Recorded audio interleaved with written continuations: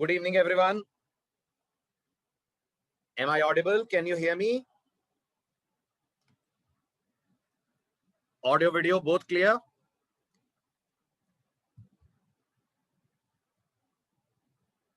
Great. Very good. Desktop visible है आपको? Okay. A very warm welcome to you all on this very first session of Django. Right? So lecture की शुरुआत अपन lecture का agenda discuss करने से करते हैं कि आज किन किन पॉइंट्स को हम टच करेंगे, वो कौन कौन सी चीजें हैं जो आज के सेशन में अपन लोग डिस्कस करने वाले हैं। तो सबसे पहली चीज जो आज हम डिस्कस करेंगे, आई थिंक सबको पता है, Django पाइथन बेस्ड है। Django is something related to Python, right? तो सबसे पहले एक क्विक ओवरव्यू, एक क्विक रिकॉल अपन करेंगे पाइथन के बारे में। फाइन। देन हम बात करेंगे पाइथन वेब डेवलपमेंट के लिए क्यों फेवरेबल लैंग्वेज मानी गई है, क्यों ऐसा कहा जाता है कि पाइथन जितनी पॉपुलर एआई साइड पे है, डेटा साइंस पे है, उतनी पॉपुलर पाइथन आपको वेब डेवलपमेंट की तरफ मिलेगी। देन विल डिस्कस कितनी पाइथन आपको आनी चाहिए इस पर्टिकुलर कोर्स को ज्वाइन करने के लिए। बहुत सारे मिथ हैं, बहुत सारे मिसकंसेप्शंस हैं कि पाइथन में बहुत कुछ चाहिएगा। मैं आपको बताऊंगा क्या क्या चाहिए आपको इससे पहले कि आप Django स्टार्ट करें। ठीक है? इनफैक्ट आप पाइथन अगर अभी पढ़ भी रहे हैं तो भी आप Django पैरेलल कर सकते हैं। ये भी आपके दिमाग में क्वेरी क्रिएट करेगा, ऐसा कैसे हो सकता है, जब Django के लिए पाइथन चाहिए तो Django और पाइथन पैरेलल कैसे चल सकती हैं? उसका जवाब भी मैं आपको दूंगा। बस आप आराम से पॉइंट सुनते चलिएगा। नेक्स्ट हमारा डिस्कशन होगा Django क्या है। थोड़ा बहुत Django के बारे में आप सबने कुछ ना कुछ सुना होगा। आज हम ऑफिशियली बात करेंगे Django अपने आप में क्या है और क्यों Django बहुत पावरफुल, बहुत पॉपुलर फ्रेमवर्क है फॉर डेवलपिंग वेब एप्लीकेशन। इतना कि ऑलमोस्ट एवरी टॉप कंपनी जो अपनी वेब एप्लीकेशन डेवलप कर रही है उसका कुछ सेक्शन वो Django पे करती है डिजाइन। देन हम बात करेंगे फ्रंट एंड बैक एंड क्या होता है, दोनों में क्या रिलेशन होता है, दोनों एक दूसरे से कैसे अलग होते हैं और दोनों में किस तरीके से काम होता है। फिर आपने एक बहुत पॉपुलर फ्रेज सुना होगा आज के एरा में, लोग फुल स्टैक वेब डेवलपर बोलते हैं, companies full stack web developer मांगती हैं। तो ये क्या होता है, ये क्या कोई अलग ब्रांच होती है, ये भी हम लोग सीखने वाले हैं। फाइनली Django की थोड़ी सी हिस्ट्री और थोड़ा सा non technical part. Non technical मतलब क्लास के टाइमिंग्स क्या होंगे, बैच में क्या क्या कवर होगा, किस तरह से बैच प्रोग्रेस करेगा and all that. Shall I start the session?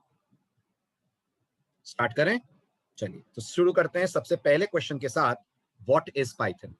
ठीक है? अब आप सबको पता है पाइथन एक प्रोग्रामिंग लैंग्वेज है, मालूम है, इसमें तो कोई नई बात नहीं है जो मैं आपको बता रहा हूं। फाइन। आप मुझे बताइए पाइथन की स्ट्रेंथ क्या है, जल्दी बताइए। पाइथन अपने आप में इतनी पॉपुलर एज अ लैंग्वेज कैसे हो गई? जैसे अगर मैं आपसे पूछूं सी की स्ट्रेंथ क्या है, तो आप मुझे जवाब दे सकते हैं? सी लैंग्वेज आज मार्केट में किस तरीके के प्रोग्राम्स को बनाने के लिए यूज होती है? जल्दी जल्दी बोलिए। Very good. C language desktop के लिए नहीं होती है, सी लैंग्वेज यूज होती है to develop system level software. यानी आज भी अगर कोई कंपनी ऑपरेटिंग सिस्टम डिजाइन करती है, ड्राइवर्स डिजाइन करती है, कंपाइलर्स डिजाइन करती है, तो वो यूज करती है सी प्रोग्रामिंग लैंग्वेज को। Is this clear? जल्दी जल्दी बोलिए, बात समझ आ रही है? फाइन। तो सी प्रोग्रामिंग लैंग्वेज का जो अपना डोमेन है, वो डोमेन सिर्फ सिस्टम लेवल सॉफ्टवेयर को डेवलप करने तक है। ओके? इसी तरह से अगर मैं आपसे पूछूं पाइथन कैसी लैंग्वेज है, पाइथन के बारे में क्या बोलेंगे? तो पाइथन की जो सबसे सिंपल परिभाषा, सबसे सिंपल डेफिनेशन है, आप बोलेंगे पाइथन अपने आप में एक जनरल पर्पस लैंग्वेज है। जनरल पर्पस होने के साथ साथ एक पावरफुल प्रोग्रामिंग लैंग्वेज है। क्या जनरल पर्पस का मतलब समझ आ रहा है आपको? नहीं आ रहा है तो मैं इसको दूसरे वर्ड्स में बोल देता हूं। जनरल पर्पस का मतलब वर्सेटाइल। वर्सेटाइल का मतलब एक ऐसी लैंग्वेज जिसमें आप कई तरह की एप्लीकेशंस को डेवलप कर सकते हैं। आप मानते हैं पाइथन का एक फिक्स डोमेन नहीं है, पाइथन हर जगह अवेलेबल है? यस और नो? मानते हैं? अगर आप 360 डिग्री पे ऑब्जर्व करें तो आपको हर तरह की एप्लीकेशन आज 2020 में लोग डेवलप करते हुए नजर आएंगे इन पाइथन प्रोग्रामिंग लैंग्वेज। इतनी वर्सेटाइल है कि आप पाइथन के अंदर डेस्कटॉप एप्लीकेशन डेवलप कर सकते हैं, आप पाइथन के अंदर डेवलप कर सकते हैं वेब एप्लीकेशन, जो हमारे इस कोर्स का टाइटल भी है। आप पाइथन के अंदर डेवलप कर सकते हैं नेटवर्क बेस्ड एप्लीकेशन। आईओटी नाम सुना है? Have you heard IoT, internet of things? Very good. क्या करते हैं उससे? आप अपने प्रोग्राम से, अपने कोड से अपने डिवाइसेस को कंट्रोल करते हैं। आपने एसी को कंट्रोल करना है, टेलीविजन को कंट्रोल करना है, ये सब आप करते हैं with the help of IoT। Very good. और IoT एप्लीकेशंस की भी कोडिंग आप इजीली डेवलप कर सकते हैं यूजिंग पाइथन। और सबसे बड़ी बात, आज के जो 3 बज़वर्ड्स हैं, कौन से 3 बज़वर्ड्स हैं आज के? Data science, artificial intelligence, machine learning. इन सब की भी एप्लीकेशंस डेवलप की जा सकती हैं using Python programming language. Such is the versatility of this so powerful language that is called as Python. Right. अब बात करते हैं Python के वो इंटरेस्टिंग फीचर्स क्या हैं जो Python को इतना फेवरेट बनाती हैं आज के एरा में प्रोग्रामर्स के बीच में, खास तौर पे वेब डेवलपमेंट के लिए। तो आई थिंक सभी लोगों ने कोई ना कोई और लैंग्वेज के बारे में सुना होगा। Let's take for example C language. आप मानते हैं सी लैंग्वेज के अंदर 2-3 चीजें बहुत एनोइंग है। सी लैंग्वेज में कुछ बातें ऐसी हैं जो प्रोग्रामर को बड़ा परेशान करती हैं। फॉर एग्जाम्पल, एक छोटा सा सेमी कोलन, अगर वो सेमी कोलन आपके कोड में आप कभी मिस कर जाएं तो आप मानते हैं सी लैंग्वेज का पूरा प्रोग्राम रन टाइम पे ट्रबल क्रिएट कर देता है। मतलब 10,000 लाइनों का कोड आपने लिखा, एक सेमी कोलन आप भूल गए तो पूरे प्रोग्राम में एरर आने लगती है। जितना प्रॉब्लम सेमी कोलन क्रिएट करता है उतनी प्रॉब्लम करली ब्रेसेस क्रिएट करते हैं, राइट? और अगर आपने पाइथन पे काम करा है तो आप जानते होंगे पाइथन आपको इन दोनों से फ्री रखती है। पाइथन आपको इन दोनों से फ्री रखती है। एज अ पाइथन डेवलपर ना तो आपको कभी सेमीकोलन की जरूरत पड़ती है, ना आपको कभी लगाने पड़ते हैं curly braces. Am I clear? ये पाइथन का पहला पार्ट। मतलब पाइथन इतनी सिंपल है, इतनी इजी लैंग्वेज है कि जितने भी कॉम्प्लेक्स चीजें हैं जो किसी भी दूसरी लैंग्वेज में है वो टोटली ड्रॉप हो गई हैं। ऐसे ड्रॉप हो गई हैं कि आपने सुना होगा दुनिया की कई टॉप यूनिवर्सिटी, खास तौर पे अमेरिका की टॉप यूनिवर्सिटीज ने अपने फर्स्ट ईयर स्टूडेंट्स को अब पाइथन सिखाना स्टार्ट करा है। अगर थोड़ा बहुत आप ग्लोबल एजुकेशन के बारे में जानते हो तो पहले वहां पर जावा सिखाई जाती थी। पहले फर्स्ट ईयर स्टूडेंट्स को जावा सिखाई जाती थी एज देयर फर्स्ट लैंग्वेज।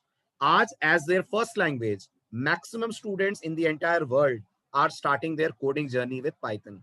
वो अपनी प्रोग्रामिंग की जर्नी पाइथन से स्टार्ट कर रहे हैं।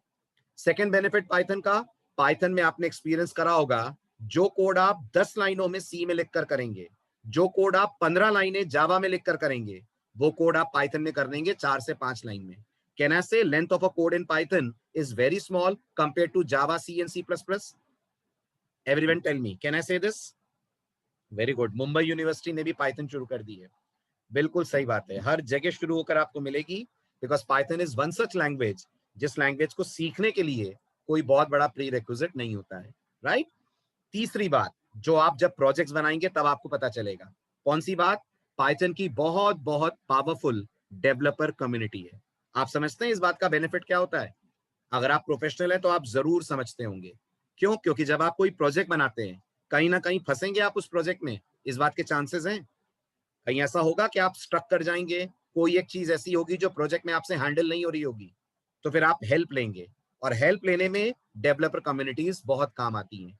तो अगर कोई लैंग्वेज बहुत स्ट्रांग है, बहुत मेच्योर है, तो इस बात का पता इस चीज से लगता है कि उसका जो डेवलपर कम्युनिटी बेस है वो बेहद बेहद स्ट्रांग होगा, बेहद पावरफुल होगा, और सबसे बड़ी बात बेहद एक्टिव होगा। एक्टिव समझते हैं ना?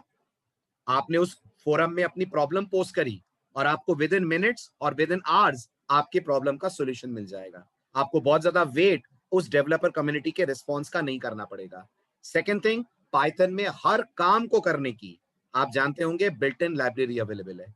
इवन यहां तक अवेलेबल है कि अगर आप वॉइस कमांड्स पाइथन के अंदर लिखना चाहते हैं, आप चाहते हैं कोड ऐसा बनाएं कि जो यूजर है वो कुछ बोले और एप्लीकेशन उसके बोलने के बेस पर रिएक्ट करे, तो वो आप इजीली डेवलप कर सकते हैं यूजिंग पाइथन। इसके लिए अच्छी खासी लाइब्रेरीज आपको गूगल जैसी कंपनीज तक ने बना के दी है।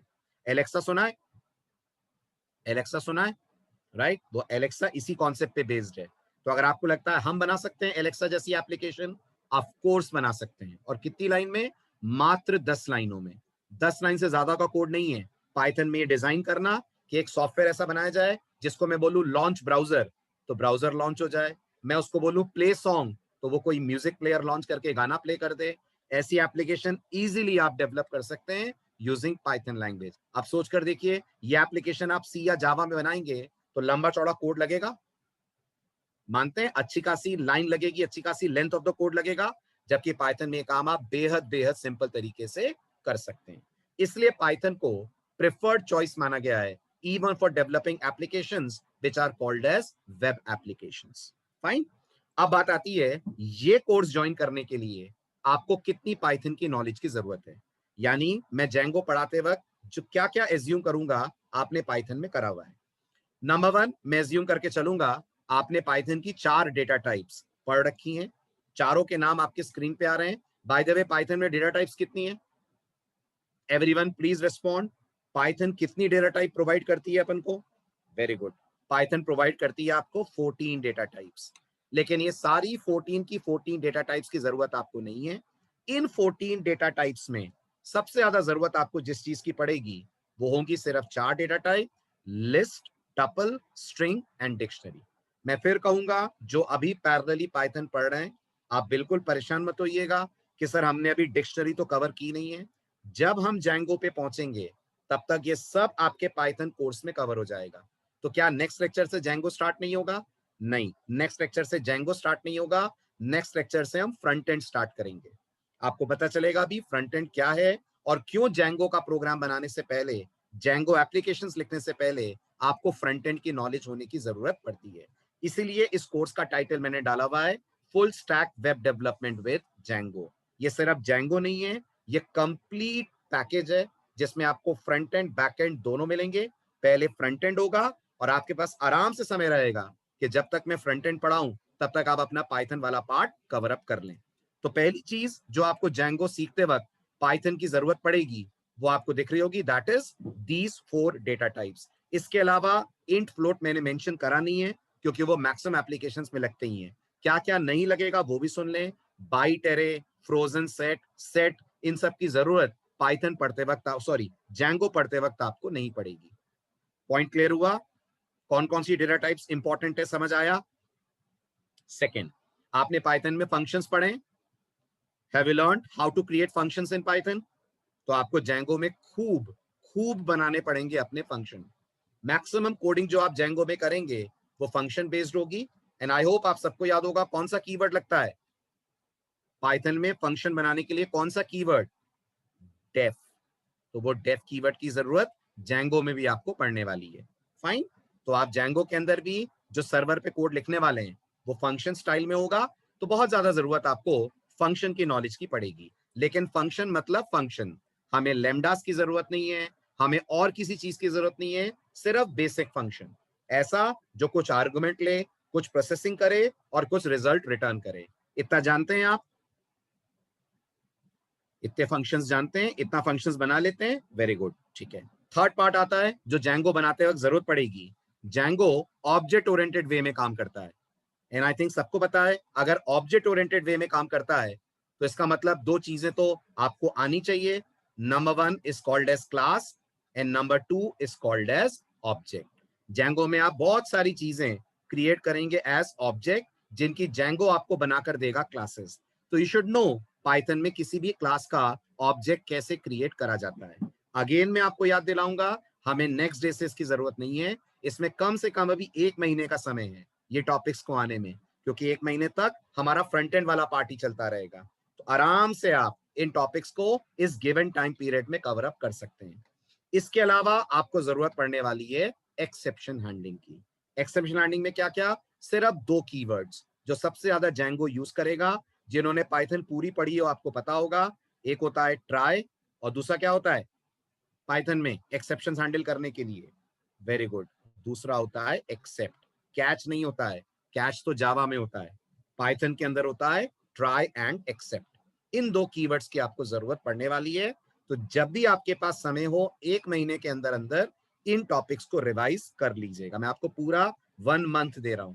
1 मंथ से पहले इन टॉपिक की जरूरत हमें नहीं है, लेकिन आफ्टर अ मंथ जब हमारा सर्वर साइड वाला पार्ट शुरू होगा तब हमें इनकी जरूरत पड़ेगी। पॉइंट क्लियर हुआ है ना? ये है क्या चाहिए। अब ये भी बता दूं मैं क्या क्या नहीं चाहिए, है ना, तो वो गलतफहमी भी आपकी दूर हो जाए कि इसके अलावा और क्या क्या पढ़ना है। तो इसके अलावा कुछ नहीं पढ़ना है पाइथन में, ठीक है? क्या नहीं चाहिए? फाइल हैंडलिंग बिल्कुल नहीं चाहिए। Django में कहीं कोई फाइल हैंडलिंग की यूज आप नहीं करेंगे। नेक्स्ट, Django में डेटाबेस प्रोग्रामिंग बिल्कुल नए स्टाइल से होगी। जिन्होंने पाइथन पढ़ी है, आपने वहां डेटाबेस प्रोग्रामिंग पाइथन के स्टाइल में की होगी। Django में मैं आपको बता दूं, Django आपको डेटाबेस को एक नए तरीके से हैंडल करने देता है। क्या है उस नए तरीके का नाम? उस नए तरीके का नाम है ORM। ये क्या होता है? ये होता है ऑब्जेक्ट रिलेशनल मैपिंग। अभी बिल्कुल परेशान मत होइएगा, सर आपने जो लिखा उसका मतलब क्या है, मतलब वगैरह सब मैं आपको समझाऊंगा। अभी बस इतना सुन लीजिए, इतना समझ लीजिए, the way Python interacts with the database is different in the compare to the way Django interacts with the database. तो Django में बिल्कुल नए तरीके से आप डेटाबेस प्रोग्रामिंग पढ़ेंगे। तो अगर आपको पाइथन में डेटाबेस नहीं भी आता है, doesn't matter at all, Django में पूरा हम इन डेप्थ कवर अप करने वाले हैं। समझ आया? इंटरैक्ट करते चलिए ताकि मुझे पता चले बातें आप तक सही पहुंच रही हैं, आप सही समझ पा रहे हैं, ग्रास्प कर पा रहे हैं कि नहीं। इतना क्लियर हुआ? क्या नहीं चाहिए? ठीक है, आगे बढ़ते हैं। नेक्स्ट चीज जो आपको Django के अंदर नहीं चाहिए, पाइथन का कोई भी GUI वाला पार्ट आपको Django में नहीं चाहिए। अगेन आपको मैं याद दिला दूं, पाइथन में जो GUI होता है वो एक लाइब्रेरी के थ्रू होता है जिसका नाम होता है tkinter, या एक और लाइब्रेरी होती है जिसका नाम होता है PyQt। हमें नहीं चाहिए, हमें इनकी कोई जरूरत नहीं है। क्यों? हम जो एप्लीकेशंस बनाएंगे उनमें GUI नहीं होगा क्या? 100% होगा। बिना GUI के एप्लीकेशन यूजर से इंटरेक्ट कैसे करेगी? पर जो हम GUI करेंगे डेवलप, वो डेवलप करेंगे using HTML, using CSS and using JavaScript. हमारा GUI इनमें डेवलप होगा और ये इस कोर्स का पार्ट है। इसलिए GUI वाला पार्ट भी पूरा पूरा मैं आपको इस कोर्स के अंदर कराऊंगा। इसलिए हमें पाइथन के GUI की भी जरूरत नहीं है। तो बिल्कुल बेसिक पाइथन की जरूरत है। वो बेसिक पाइथन आप यहां पर सीखेंगे, उसकी जरूरत आपको पड़ेगी Django सीखते वक्त। आ रही है बात समझ? पॉइंट क्लियर हुआ? चलें आगे। चलिए नेक्स्ट, आपके सारे डाउट्स मैं लास्ट में दूर करूंगा। ये जितने भी सवाल हैं ना आपके, इनको थोड़ी देर के लिए होल्ड कर लीजिए ताकि मैं आज का मेन कंटेंट कवर कर लूं। लास्ट का 10 मिनट, 15 मिनट, आधा घंटा क्वेश्चन आंसर पे ही मैं दूंगा। आ रही है बात समझ? चलिए नेक्स्ट, आप लोगों ने पाइथन पढ़ते वक्त पाइचाम आईडी यूज की होगी, करिए करिए पाइचाम आईडी यूज। अपन लोग Django पढ़ते वक्त पाइचाम की जगह एक बेहद पॉपुलर आईडी यूज करेंगे। आप इंटरनेट पे जाकर उसकी पॉपुलैरिटी भी देख सकते हैं, सुना भी होगा आपने इसका नाम जरूर से, and that is VS code ID. VS code को कैसे यूज करना है, कैसे कॉन्फ़िगर करना है, ये पूरा मैं आपको इस कोर्स में बताऊंगा। VS कोड क्यों चूज करा मैंने? क्योंकि VS कोड का बहुत बढ़िया सपोर्ट फ्रंट एंड के लिए भी है और उतना ही बढ़िया सपोर्ट बैक एंड के लिए भी है। जबकि पाइथन नॉर्मली पाइचाम पाइथन को बहुत अच्छा सपोर्ट करता है, लेकिन VS code front end, back and, CSS, HTML, JavaScript, jQuery, bootstrap सबको बहुत अच्छे से हैंडल करता है along with Python and Django। तो हम कौन सा आईडी यूज करने वाले हैं? हम लोग यूज करने वाले हैं visual studio code, the ID provided by Microsoft. क्या आईडी क्रॉस प्लेटफॉर्म है? यस, आईडी क्रॉस प्लेटफॉर्म है। आपको VS कोड लिनक्स पे भी मिलेगा, VS कोड का डाउनलोड मैक के लिए भी अवेलेबल है और VS कोड विंडोज के लिए भी अवेलेबल है। पेड है क्या? नहीं, बिल्कुल फ्री वर्जन है। आप इसको आराम से, इसमें कोई कम्युनिटी वगैरह नहीं होता अरविंद, कम्युनिटी तो पाइचाम के अंदर होता है। ये टोटली फ्री वर्जन है जो आप डाउनलोड करेंगे। आई बात समझ? कम्युनिटी वर्जन वाला वर्ड पाइचाम में आप यूज करते हैं। VS code is free for all. आप इसका पूरा फुल फ्लेज वर्जन डाउनलोड करिए and you don't have to pay anything. यही तो एक चीज है जो माइक्रोसॉफ्ट ने अच्छी करी है। सही बोल रहा हूं ना? बाकी तो जितने प्रोडक्ट है माइक्रोसॉफ्ट के सब पेड है, कुछ भी यूज करो उसका पे करना है, MS ऑफिस यूज करो उसका पे करना है। But this is one thing जो डेवलपर्स को बहुत पसंद आई है, माइक्रोसॉफ्ट ने रियली डेवलपर्स के लिए बहुत अच्छा काम करा है, VS कोड को totally free of cost available करा के। आई बात समझ? तो what ID will be using is VS code. ठीक है, ये मैं आपको अगले लेक्चर में बताऊंगा VS कोड डाउनलोड कैसे करना है और अपने कंप्यूटर पे कॉन्फ़िगर कैसे करना है। पॉइंट क्लियर हो रहा है? आगे बढ़े। Very good. चलिए नेक्स्ट, चलिए अब आते हैं जो हमारे लेक्चर का मेन फोकस है, that is what is Django। तो अगर आप Django की ऑफिशियल वेबसाइट पे जाकर Django की डेफिनेशन चेक करें, जो इस समय आपको स्क्रीन पे दिख रही है, वो Django की ऑफिशियल डेफिनेशन है। क्या है Django? Django is a free please ध्यान दीजिएगा, Django is a free open source web application development framework which itself is written in Python. मतलब पाइथन को यूज करके एक फ्रेमवर्क डिजाइन करा गया है जिसका नाम इन्होंने दिया है Django. अब यहां जितने ब्लू कलर में वर्ड्स दिख रहे हैं, कितने वर्ड दिख रहे हैं जल्दी बताइए, कितने वोकैबुलरीज दिख रही है ब्लू में? 4. तो सबसे पहले अपन को इन 4 वोकैबुलरीज को समझना है, क्योंकि आपकी लाइफ का पहला फ्रेमवर्क होगा मैक्सिमम के लिए. मैं मानकर चल रहा हूं आपने कभी दुनिया में कोई फ्रेमवर्क पे काम करा ही नहीं है, तो आपको पता होना चाहिए ये क्या है. तो मैं सबसे पहले आपको इन चारों का मतलब बताता हूं. क्या होता है फ्री, क्या होता है ओपन सोर्स, क्या होती है web application, and most importantly क्या होता है फ्रेमवर्क. अगर आपने किसी और लैंग्वेज में फ्रेमवर्क करा है बहुत बढ़िया, नहीं करा है कोई प्रॉब्लम नहीं है. Django can be your very first framework. आप टेस्ट लीजिए, फ्लेवर लीजिए, फ्रेमवर्क्स काम कैसे करते हैं Django सीख के. शुरू करते हैं सबसे पहले वर्ड से. What is the meaning of the word free?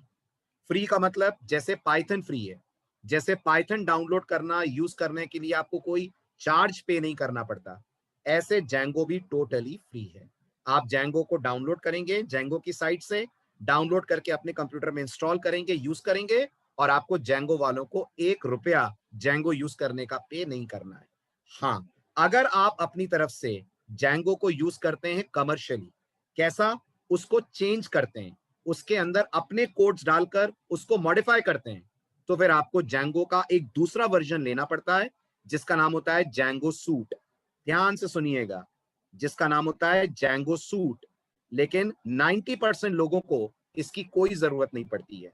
90% दुनिया Django के बेसिक फ्रेमवर्क को यूज करती है, और Django का जो बेसिक फ्रेमवर्क होता है उसे आपको यूज करने के लिए 1 पैसा 1 रुपया कंपनी को पे करने की जरूरत नहीं है. Am I clear with this? जल्दी बताइए, फ्री का मतलब समझ में आया? राइट? तो जैसे पाइथन फ्री है बिल्कुल वैसे Django फ्री है. जावा भी फ्री है. क्या कहते हैं, जावा भी फ्री है? नहीं, जावा फ्री थी, अब फ्री नहीं रह गई. अब जावा कमर्शियलाइज हो गई है, ओरेकल ने उसका लाइसेंस कर दिया है, और अगर आप जावा को यूज करते हैं फॉर कमर्शियल यूज तो आपको ओरेकल को उसका लाइसेंस पे करना पड़ेगा. लेकिन Django को अगर आप कमर्शियली भी यूज करते हैं तो आपको उसका लाइसेंस पे करने की जरूरत नहीं है. आ रही है बात समझ में? क्यों? अब क्यों का जवाब तो निधि ओरेकल वाले देंगे, क्यों का जवाब मैं कैसे दूं, ये तो उनका बिजनेस डिसीजन है. ये कैसे बताया जा सकता है? कोई दुकानदार अपना प्रोडक्ट कितने रुपए में बेच रहा है इसका जस्टिफिकेशन तो वो ही दे सकता है ना. क्यों निधि? सही बात है ना? तो ऐसे अब ओरेकल अपना प्रोडक्ट क्यों पेड कर रही है वो ओरेकल वाले ही बता सकते हैं. यस यस हर्ष, बिल्कुल यही कारण है, जावा के पेड होने का ही कारण है कि पाइथन को इतना बूम मिला है मार्केट में. राइट? जितने भी मार्केट में स्टार्टअप्स हैं वो सब पाइथन Django की तरफ मूव इसीलिए कर रहे हैं क्योंकि स्टार्टअप्स के लिए बहुत मुश्किल होता है ना लाइसेंसिंग फी पे करना. उनको तो अपना बिजनेस अभी शुरू करना है, उनको तो अपना बिजनेस जमाना है, और इस मामले में Python Django play a very good role. किसी भी स्टार्टअप को पूरा मौका मिलता है Django या पाइथन पे अपनी एप्लीकेशन डेवलप करने का कि उन्हें कोई पैसा, कोई लाइसेंसिंग फी Django या पाइथन की पे करने की जरूरत नहीं है. फिर मैं आपको याद दिलाऊंगा, तब जरूर Django की लाइसेंसिंग फी लगेगी जब आप Django को कस्टमाइज करेंगे. कस्टमाइज समझते हैं? जब आप Django को डाउनलोड करेंगे और अपने हिसाब से उसके अंदर मैनिपुलेशंस करेंगे. राइट? उस केस में आपको, बिल्कुल उस केस में आपको Django सूट लेना पड़ेगा और उसका आपको करना पड़ेगा पे. आई बात समझ? पॉइंट क्लियर हुआ? चलिए नेक्स्ट आता है, Django पाइथन की तरह बिल्कुल ओपन सोर्स है. ओपन सोर्स का मतलब समझते होंगे. ओपन सोर्स का मतलब Django का सोर्स कोड इंटरनेट पे अवेलेबल है. आप Django के सोर्स कोड को डाउनलोड करिए, और अगर आपको इतनी अंडरस्टैंडिंग है तो आप उस सोर्स कोड को अपने तरीके से मैनिपुलेट करके, चेंज करके अपने प्रोडक्ट के हिसाब से कस्टमाइज कर सकते हैं. जैसा आप देखते होंगे मैक्सिमम एंड्रॉइड फोन बनाने वाली कंपनीज करती हैं. देखते हैं आप, इस बात को आपने ऑब्जर्व करा है? MI के भी एंड्रॉइड फोन्स हैं, वीवो के भी एंड्रॉइड फोन्स हैं. एंड्रॉइड फोन आपको बाकी हर कंपनी के मिलेंगे, लेकिन चेक करिए हर कंपनी के एंड्रॉइड फोन का जो स्क्रीन है, होम स्क्रीन है, वो दूसरे से अलग होता है. होता है. इसीलिए होता है क्योंकि एंड्रॉइड भी ओपन सोर्स है, और गूगल ने परमिशन दी है कि कोई भी कंपनी एंड्रॉइड फोन डिजाइन करती है तो एंड्रॉइड को अपने हिसाब से कर सकती है कस्टमाइज. ऐसे Django को भी आप अपने हिसाब से कर सकते हैं कस्टमाइज. हाँ, मॉडिफाई करने के लिए Django का सूट लगेगा. बिल्कुल सही ध्रुव. अगर आप मॉडिफाई करते हैं तो Django सूट आपको लेना पड़ेगा, लेकिन उसकी आपको जरूरत ही नहीं पड़ेगी। आप सोचिए, यूडेमी जैसी कंपनी तक ने Django को मॉडिफाई नहीं करा है। आपको पता है यूडेमी Django यूज करती है? यूडेमी सुना है ना नाम आपने? आई थिंक बहुत पॉपुलर है स्टूडेंट्स के बीच में। तो यूडेमी वेबसाइट Django यूज करती है। Udemy is a web application which is totally design using Django। Udemy तक ने Django सूट यूज नहीं करा है, उन्होंने वही Django यूज करा है जो हम लोग यूज करेंगे। आ रही है बात समझ? चले आगे। Right, good. चलिए आगे बढ़ते हैं। अब आता है अगला टर्म। अगर आपने ध्यान दिया हो तो 4 टर्म्स थे: free, open source, web application development framework. अब आता है अगला popular term, what is a web application. ठीक है, अगर वेब एप्लीकेशन की ऑफिशियल डेफिनेशन ली जाए तो जो एक नॉन आईटी बंदा, एक नॉन टेक्निकल बंदा वेबसाइट बुलाता है, याद रखिएगा उसी को हम डेवलपर्स टेक्निकल वर्ड्स में बुलाते हैं वेब एप्लीकेशन। अब सबसे पहले आप मुझे बताइए, जितनी आपको नॉलेज है, क्या वेब एप्लीकेशन और वेबसाइट दोनों एक ही चीज है? जल्दी जल्दी बोलिए। Are web applications and website one and same? No, not at all. बिल्कुल नहीं, बिल्कुल अलग अलग है। आप आम बोलचाल में भले ही बोल दीजिए वेबसाइट, लेकिन टेक्निकल टर्म्स में ये वेब एप्लीकेशंस होती हैं। क्या फर्क होता है वेबसाइट और वेब एप्लीकेशन में? अब भी मैं आपको 5 मिनट में समझाता हूं। अभी बस आप फोकस करिए, वेब एप्लीकेशन क्या है।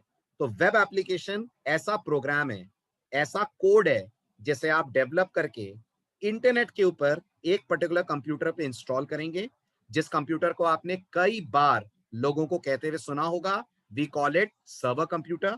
आप इसे सर्वर कंप्यूटर के ऊपर इंस्टॉल करेंगे। ये सर्वर कंप्यूटर पे इंस्टॉल होने के साथ साथ रन करा जाएगा, लेकिन इसका जो आउटपुट है वो सर्वर कंप्यूटर पे डिलीवर नहीं होगा। वो पूरा आउटपुट डिलीवर होगा उन कंप्यूटर्स पे जिन्हें आप बोलते हैं क्लाइंट कंप्यूटर्स। और आप सब जानते होंगे इंटरनेट की दुनिया में क्लाइंट किसे बोलते हैं? इंटरनेट की दुनिया में क्लाइंट किसे बोलते हैं? वेरी गुड, इंटरनेट की दुनिया में क्लाइंट बोलते हैं अपन ब्राउजर्स को। यानी ये वो पर्टिकुलर कंप्यूटर्स होते हैं जो वाया इंटरनेट सर्वर कंप्यूटर से कनेक्टेड होते हैं। एप्लीकेशन सर्वर कंप्यूटर पे रन होती है। एप्लीकेशन का आउटपुट सर्वर कंप्यूटर पे डिस्प्ले ना होकर वो डिस्प्ले होता है आपके कंप्यूटर पे। जैसे आप मुझे बताइए, जब आप लिखते हैं www.facebook.com तो आपके सामने फेसबुक का होम पेज आ जाता है? जल्दी बोलिए हाँ के ना। आपके सामने फेसबुक का होम पेज आ जाता है? Very good. क्या फेसबुक का प्रोग्राम आपके कंप्यूटर पे रन हो रहा है? क्या फेसबुक का प्रोग्राम आपके कंप्यूटर पे रन हो रहा है? नहीं, फेसबुक का प्रोग्राम फेसबुक के सर्वर पे रन हो रहा है। ये प्रोग्राम यहां पे रन होगा, लेकिन इसका जो आउटपुट है वाया इंटरनेट वो डिलीवर होगा आपके कंप्यूटर पे। तो आप फेसबुक को क्या देते हैं? आप फेसबुक को देते हैं रिक्वेस्ट। फेसबुक का सर्वर आपको क्या देता है? फेसबुक का सर्वर आपको देता है रिस्पॉन्स। एक बार के बार बार? जल्दी बोलिए, एक बार के बार बार? आप फेसबुक से एक बार रिक्वेस्ट रिस्पॉन्स लेते हैं या कंटिन्यूस चलता रहता है? ये कंटिन्यूस चलता रहता है। इसलिए बहुत ध्यान से इस वर्ड को समझिएगा, रिक्वेस्ट रिस्पॉन्स साइकिल। आप समझ रहे हैं why am I using the word cycle? Cycle मतलब this interaction goes on continuously. हर क्लिक जो आप फेसबुक की वेबसाइट पे करते हैं, दैट इज अ रिक्वेस्ट। उस क्लिक पे जो आपको रिस्पॉन्स मिलता है, जो रिजल्ट्स दिखते हैं, they are basically called as response. Point clear हुआ? बात समझ आई? राइट? तो अगर आप ऐसी एप्लीकेशन डेवलप करना चाहते हैं जिसे आप सर्वर कंप्यूटर्स पे डालें, सर्वर पे रन हो, रिजल्ट्स आपको नजर आए अपने कंप्यूटर पे, those applications are called as web application. अब आता है एक बहुत बड़ा मिसकंसेप्शन, बहुत बड़ा मिथ कि फिर वेबसाइट क्या होती है? वेबसाइट भी तो यही होती है कि वेबसाइट एक सर्वर पे डाली जाती है और फिर हम ब्राउजर से उसे एक्सेस करते हैं। तो फर्क क्या रहा ब्राउजर सॉरी वेबसाइट और वेब एप्लीकेशन में? बहुत बड़ा फर्क है। स्क्रीन पे आपको दिख रहा होगा। वेबसाइट ऐसा प्रोग्राम होता है जिसमें सारा डेटा स्टैटिकली सर्व करा जाता है। स्टैटिकली सर्व करा जाता है मतलब, स्टैटिकली सर्व करा जाता है मतलब उसमें HTML में पेजेस बना के रख दिए जाते हैं, और जब आप अपने ब्राउजर से सर्वर पे कनेक्ट होकर कोई पर्टिकुलर पेज की रिक्वेस्ट देते हैं तो सर्वर आपको वो वाला पेज अवेलेबल करा देता है। और स्टैटिक मतलब क्या है इसका? स्टैटिक मतलब ये है कि इस पेज का जो आउटपुट है वो दुनिया के हर यूजर के लिए, दुनिया के हर क्लाइंट के लिए बिल्कुल सेम रहता है। तो थोड़ा सा दिमाग लगाइए और मुझे बताइए, हम सब जब फेसबुक का होम पेज देखते हैं, वो हम सब के लिए डिफरेंट होता है कि सेम होता है? सोच के जवाब दीजिएगा। हम सब जब फेसबुक का होम पेज देखते हैं, वो हम सब के लिए डिफरेंट होता है कि सेम होता है? कैसी बातें कर रहे हैं आप? लोगों को लगता है फेसबुक का होम पेज डिफरेंट होता है? मतलब अगर हम फेसबुक के होम पेज पे जाएंगे तो जो लॉगिन स्क्रीन मुझे दिखेगी, वो लॉगिन स्क्रीन आपको नहीं दिखेगी। जल्दी बताइए। आप शायद गलत मतलब ले गए। मैं लॉगिन करने के बाद वाले पेज की बात नहीं कर रहा हूं। मैं बात कर रहा हूं फेसबुक का पहला पेज जो आपके सामने आता है। क्या आपको लगता है उसका आउटपुट डिफरेंट होता है हर यूजर के लिए? बिल्कुल नहीं, बिल्कुल नहीं। आप अगर इस समय फेसबुक पे लॉग्ड इन नहीं है, तो आप फेसबुक ओपन करके देखिए। जो लॉगिन विंडो आपको दिखेगी, वही लॉगिन विंडो मुझे भी दिखेगी। यस और नो? मानते हैं? हाँ, कंट्री टू कंट्री की बात छोड़ दीजिए, वो तो बहुत बड़े लेवल की बात हो गई। बट अगर आप बेसिक लेवल पे देखें, तो पूरे इंडिया में तो सबको सेम दिखेगा। दिखेगा ना? दैट काइंड ऑफ एप्लीकेशन जो सारे कस्टमर्स को एक जैसा आउटपुट दिखाए, that kind of application is basically called as a website. It is not called as a web application. और अगर आपको इसी वेबसाइट को बनाना है, तो फिर आपको सिर्फ 3 चीजों की जरूरत है। आई थिंक आपने इन तीनों का नाम सुना होगा। इसमें लगेगी HTML, इसमें लगेगी CSS और इसमें लगेगी जावास्क्रिप्ट। किसकी जरूरत नहीं है? ना आपको जैंगो की जरूरत है, ना आपको डेटाबेसेस की जरूरत है, ना आपको पाइथन की जरूरत है। बात समझ आ रही है? जल्दी जल्दी बोलिए, पॉइंट क्लियर हो रहा है? तो जब एक वेबसाइट बनाई जाती है, तो वो जनरली लोगों को इंफॉर्मेशन डिलीवर करने के लिए बनाई जाती है। मैं अपने बारे में अगर अपने बारे में पूरी दुनिया को अगर कुछ बताना चाहूंगा, तो मैं वेबसाइट के थ्रू बता सकता हूं। मैं वेबसाइट के थ्रू बता सकता हूं। Very good. ये वेबसाइट होती है। वेबसाइट कभी भी इंटरैक्टिव नहीं होती है, याद रखिएगा। वेबसाइट से आप कभी भी डेटा का आदान प्रदान नहीं कर सकते। आप वेबसाइट को कभी डेटा देकर उससे कोई रिस्पॉन्स नहीं लेंगे। वेबसाइट हमेशा आपको एक पेज दिखाएगी, थोड़े बहुत क्लिक्स होंगे, आप क्लिक करेंगे तो अगला पेज खुल जाएगा, वहां आपको आपके रिजल्ट दिख जाएंगे। आ रही है बात समझ? ठीक है, मैं आपको एक छोटा सा एग्जांपल दिखाता हूं वेबसाइट का, तुरंत आपको मेरी बात समझ में आएगी। ये बताइए, C++ किसने बनाई? C++ के डेवलपर कौन है?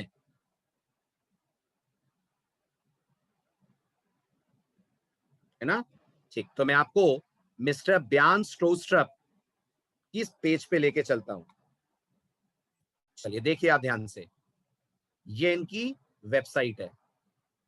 देखें, कहीं पे भी इसमें लॉगिन है? कहीं भी ऐसा ऑप्शन दिख रहा है कि आप लॉगिन करें और इसे अपने हिसाब से कस्टमाइज करें? कहीं पे भी क्वेश्चन आंसर्स फोरम दिख रहे हैं? कुछ ऐसा दिख रहा है कि आप पूछें और ये आपको जवाब दें, वो आपको किसी तरह से रिस्पॉन्स दें? नहीं। ये जो आप देख रहे हैं, this is basically a website. ये क्या यूज करके बनाई गई है?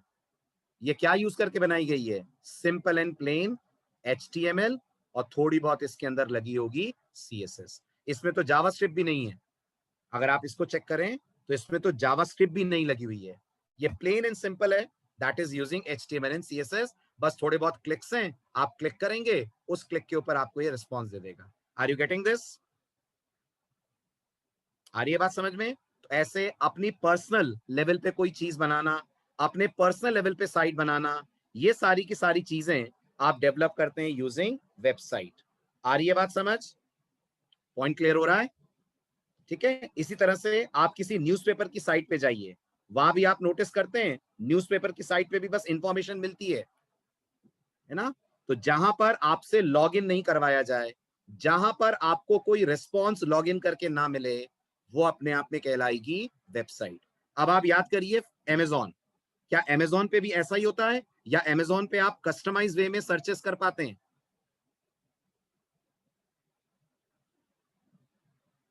बताता हूं शालू, बताऊंगा मैं लास्ट में आपको PHP कहां यूज होती है। जल्दी बताइए, क्या Amazon में आप कस्टमाइज वे में सर्चेस कर पाते हैं? Very good. क्या Amazon में लॉगिन है? Amazon में लॉगिन है? यस। Amazon में शॉपिंग कार्ट है? Amazon में जो आप प्रोडक्ट परचेस करना चाहते हैं वो कार्ट में ऐड कर सकते हैं? आपको आपके पास्ट ऑर्डर्स दिखते हैं? ये वेबसाइट के बस का नहीं है। ये सारा काम एक वेबसाइट नहीं कर सकती। कौन करेगा ये सारा काम? ये सारा काम करने के लिए आप यूज करेंगे वेब एप्लीकेशन। तो क्या फर्क रहा एक वेबसाइट और एक वेब एप्लीकेशन में? ध्यान से देखिए, 4 इंपॉर्टेंट डिफरेंसेस हैं। पहला डिफरेंस क्या है वेबसाइट और वेब एप्लीकेशन के बीच में? वेबसाइट हमेशा आपको देगी स्टैटिक इंफॉर्मेशन। दुनिया का हर इंसान इसे खोलेगा तो ये डेटा ऐसा ही दिखेगा, राइट? इस समय अगर कहीं से भी आप कनेक्टेड हैं तो आप स्टोरस्ट्रप की साइट को ओपन करिए, आपको उनकी साइट के कंटेंट वैसे ही दिखेंगे जैसे मेरी तरफ से दिख रहे हैं। मैं कहां से एक्सेस कर रहा हूं? मैंने मिस्टर स्टोरस्ट्रप की साइट को कहां से एक्सेस करा? भोपाल से। आप दुनिया के किसी भी कोने में होंगे, आप खोलिए वो साइट, आपको भी आउटपुट बिल्कुल सेम दिखेगा। मानते हैं इस बात को? राइट? तो this is called static information. On the other hand, जब आप एक वेब एप्लीकेशन बनाते हैं तो उसका आउटपुट हमेशा डायनेमिक होता है। डायनेमिक मतलब अलग अलग यूजर्स के हिसाब से आउटपुट चेंज होता रहता है। Are you getting this? Right? Second difference, website one way communication देती है। मतलब विजिटर आता है, साइट को देखता है, कुछ इंफॉर्मेशन सीखता है और चला जाता है। कभी भी वो साइट से इंटरैक्ट नहीं करता। अगर साइट इंटरैक्टिव बनाई जाती है तो फिर वो साइट नहीं रह जाती, वो टू वे कम्युनिकेशन देने लगती है, तो वो अपने आप में बन जाती है एक वेब एप्लीकेशन। तीसरा डिफरेंस, अगर आप एक वेबसाइट बनाते हैं तो आपको जरूरत, मैं फिर कहूंगा, सिर्फ 3 टेक्नोलॉजीज की है। कौन कौन 3 टेक्नोलॉजीज? एक HTML, एक CSS और एक जावास्क्रिप्ट। लेकिन अगर आप एक वेब एप्लीकेशन बनाते हैं तो आपको इनके अलावा सर्वर साइड टेक्नोलॉजीज की भी जरूरत है। Server side technology RGPV web application है। क्या RGPV में लॉग इन कर सकते हैं फैजान? जल्दी बताइए, क्या RGPV आपको लॉग इन की फैसिलिटी देती है? बस, तो RGPV वेबसाइट हो ही नहीं सकती। RGPV वेब एप्लीकेशन है। किस पे बनी है RGPV? पता है आपको? RGPV बनी है C# में। ये रहा RGPV की जो सर्वर साइड लैंग्वेज है दैट इज C#, और जो फ्रेमवर्क यूज करा है इन्होंने दैट इज ASP.NET MVC। ये फ्रेमवर्क यूज हुआ है RGPV की वेबसाइट पे। आ रही है बात समझ? कभी आपने गौर करा हो तो RGPV वेबसाइट के एक्सटेंशन .ASPX होते हैं। कभी देखा है RGPV के वेब पेजेस पे .ASPX दिखेगा? जहां .ASPX दिख रहा है समझ जाइएगा that is powered with .NET। Data सबको कुछ पे, मैं ये थोड़ी कह रहा हूं कि वेब एप्लीकेशन का हर पेज डायनेमिक होता है। वेब एप्लीकेशन स्टैटिक और डायनेमिक का मिक्सचर होती है। आई बात समझ Shubham?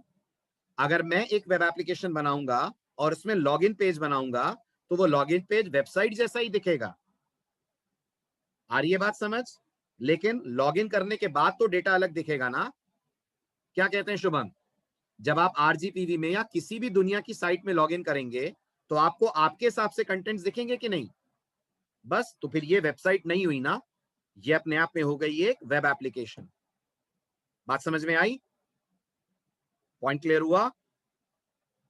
Right. Wikipedia is a website, बिल्कुल सही, बिल्कुल ठीक है, राइट। चलिए आगे बढ़ते हैं। अब वेबसाइट्स के एग्जांपल क्या क्या हैं? आप भास्कर.com पे आ जाएं, भास्कर की वेबसाइट देख लीजिए। स्टोरस्टफ.com पे आ जाएं। ट्यूटोरियल पॉइंट्स पढ़ा है? ट्यूटोरियल पॉइंट पे विजिट करा है आपने? वहां भी आप नोटिस करेंगे आपको टेक्स्ट दिखेगा, वीडियोस दिखेंगे, पर आप लॉगिन करके इंटरेक्ट कर सकते हैं, क्वेश्चन पूछ सकते हैं वहां पे ट्यूटोरियल पॉइंट से और वो तुरंत आपको आंसर देंगे? नहीं है facility. All such things are basically called as website. आया समझ? पॉइंट क्लियर हुआ? Very good. अब बात आती है वेब एप्लीकेशंस की। तो Amazon.in, Facebook.com, Gmail.com, इन सब में आपको अपने अपने हिसाब से रिस्पॉन्सेज मिलते हैं। Everyone please respond. बिल्कुल मिलते हैं। तो ये वेबसाइट नहीं है, they are web application. I hope इतने सारे डिफरेंसेस पढ़ने के बाद क्लैरिटी आ गई होगी दिमाग में। ठीक, तो आप बताइए आपने जो कोर्स ज्वाइन करा है वो वेबसाइट का है, वेब डेवलपमेंट का है, सॉरी वेब एप्लीकेशन का है? वेब एप्लीकेशन का है, राइट। अब हम बात करते हैं Amazon की मोबाइल ऐप की कहानी अलग है, वो मोबाइल ऐप है। हाँ बिल्कुल, Amazon की मोबाइल ऐप ध्रुव अलग चीज है, वो एंड्रॉइड ऐप है जो आप गूगल प्ले से डाउनलोड करते हैं और यूज करते हैं, right, that's a different thing. ठीक है, चलिए आगे बढ़ते हैं अपन। अब बात करते हैं वेब एप्लीकेशन का आर्किटेक्चर क्या होता है, यानी जब एक वेब एप्लीकेशन बनाई जाती है तो उसमें क्या क्या इन्वॉल्व होता है। तो गौर करिएगा, वेब एप्लीकेशन में ढेर सारी चीजें इन्वॉल्व होती हैं। जैसे जैसे आप इस कोर्स में आगे बढ़ते जाएंगे आपके सामने ये चीजें आती जाएंगी। बट टू बिगिन विद, अगर मैं आपको रिकॉल करवाऊं, तो हर वेब एप्लीकेशन में आप मानते हैं यूजर इंटरफेस होगा। हर वेब एप्लीकेशन में यूजर को कुछ दिखेगा। हर वेब एप्लीकेशन यूजर को कुछ लॉगिन स्क्रीन देगी। हर वेब एप्लीकेशन यूजर को कुछ डिस्प्ले करके देगी। हर वेब एप्लीकेशन में बैकग्राउंड में कहीं ना कहीं डेटाबेसेस यूज हो रहे होंगे। ये सारी की सारी चीजें वेब एप्लीकेशन के अंदर यूज होती हैं और ये आपस में इंटीग्रेट होकर काम करती हैं। कैसे काम करती हैं, आपको एक डायग्राम से मैं समझाता हूं। बहुत अच्छे से इस डायग्राम को देखिएगा। ये एक डायग्राम आपको इस पूरे कोर्स का सिलेबस बता देगा। मैं फिर दोहराता हूं, बहुत अच्छे से इस डायग्राम को देखिएगा। ये एक डायग्राम आपको इस पूरे कोर्स का सिलेबस बता देगा। ठीक है, आप नोटिस करिए, एज अ यूजर इस डायग्राम में हम कहां दिख रहे हैं? क्या आपको कस्टमर इस डायग्राम में दिख रहा है? यस, एक्सट्रीम लेफ्ट पे दिख रहा होगा, राइट? ये इस पर्टिकुलर वेब एप्लीकेशन का कस्टमर है। कस्टमर क्या करता है? कस्टमर ब्राउजर ओपन करता है, या मोबाइल पे या लैपटॉप पे, जहां भी करना है, ब्राउजर ओपन करके अपना पूरा डेटा उस ब्राउजर के अंदर फिल करता है। फिल करने के बाद कस्टमर बटन दबाता है। जैसे ही बटन दबाता है, जैसे मान लीजिए आप अमेजोन पे कुछ सर्च कर रहे हैं। अगर अमेजोन पे कुछ सर्च कर रहे हैं, तो जब आप अमेजोन ओपन करेंगे और वहां पर कुछ लिखेंगे, किसी टेक्स्ट बॉक्स में कुछ टाइप करेंगे और बटन दबाएंगे, तो ये आपने रिक्वेस्ट भेजी, हाँ या ना? भेजी, राइट? ये रिक्वेस्ट जाकर हिट करेगी अमेजोन के सर्वर को, करेगी? करेगी। अब मान लीजिए आपने पाइथन की बुक सर्च की है। आपने अमेजोन पे टाइटल डाला पाइथन बुक्स, तो अमेजोन आपके द्वारा भेजे गए इस टेक्स्ट को रिलेट करेगा अपने डेटाबेसेस में, बुक्स के डेटाबेसेस के साथ। वो डेटाबेस पाइथन से रिलेटेड सारी बुक्स अमेजोन को अवेलेबल कराएगा। फिर अमेजोन का सर्वर उन बुक्स की डिटेल्स को फॉर्मेट करेगा, प्रेजेंटेबल बनाएगा। क्या यूज करेगा प्रेजेंटेबल बनाने के लिए?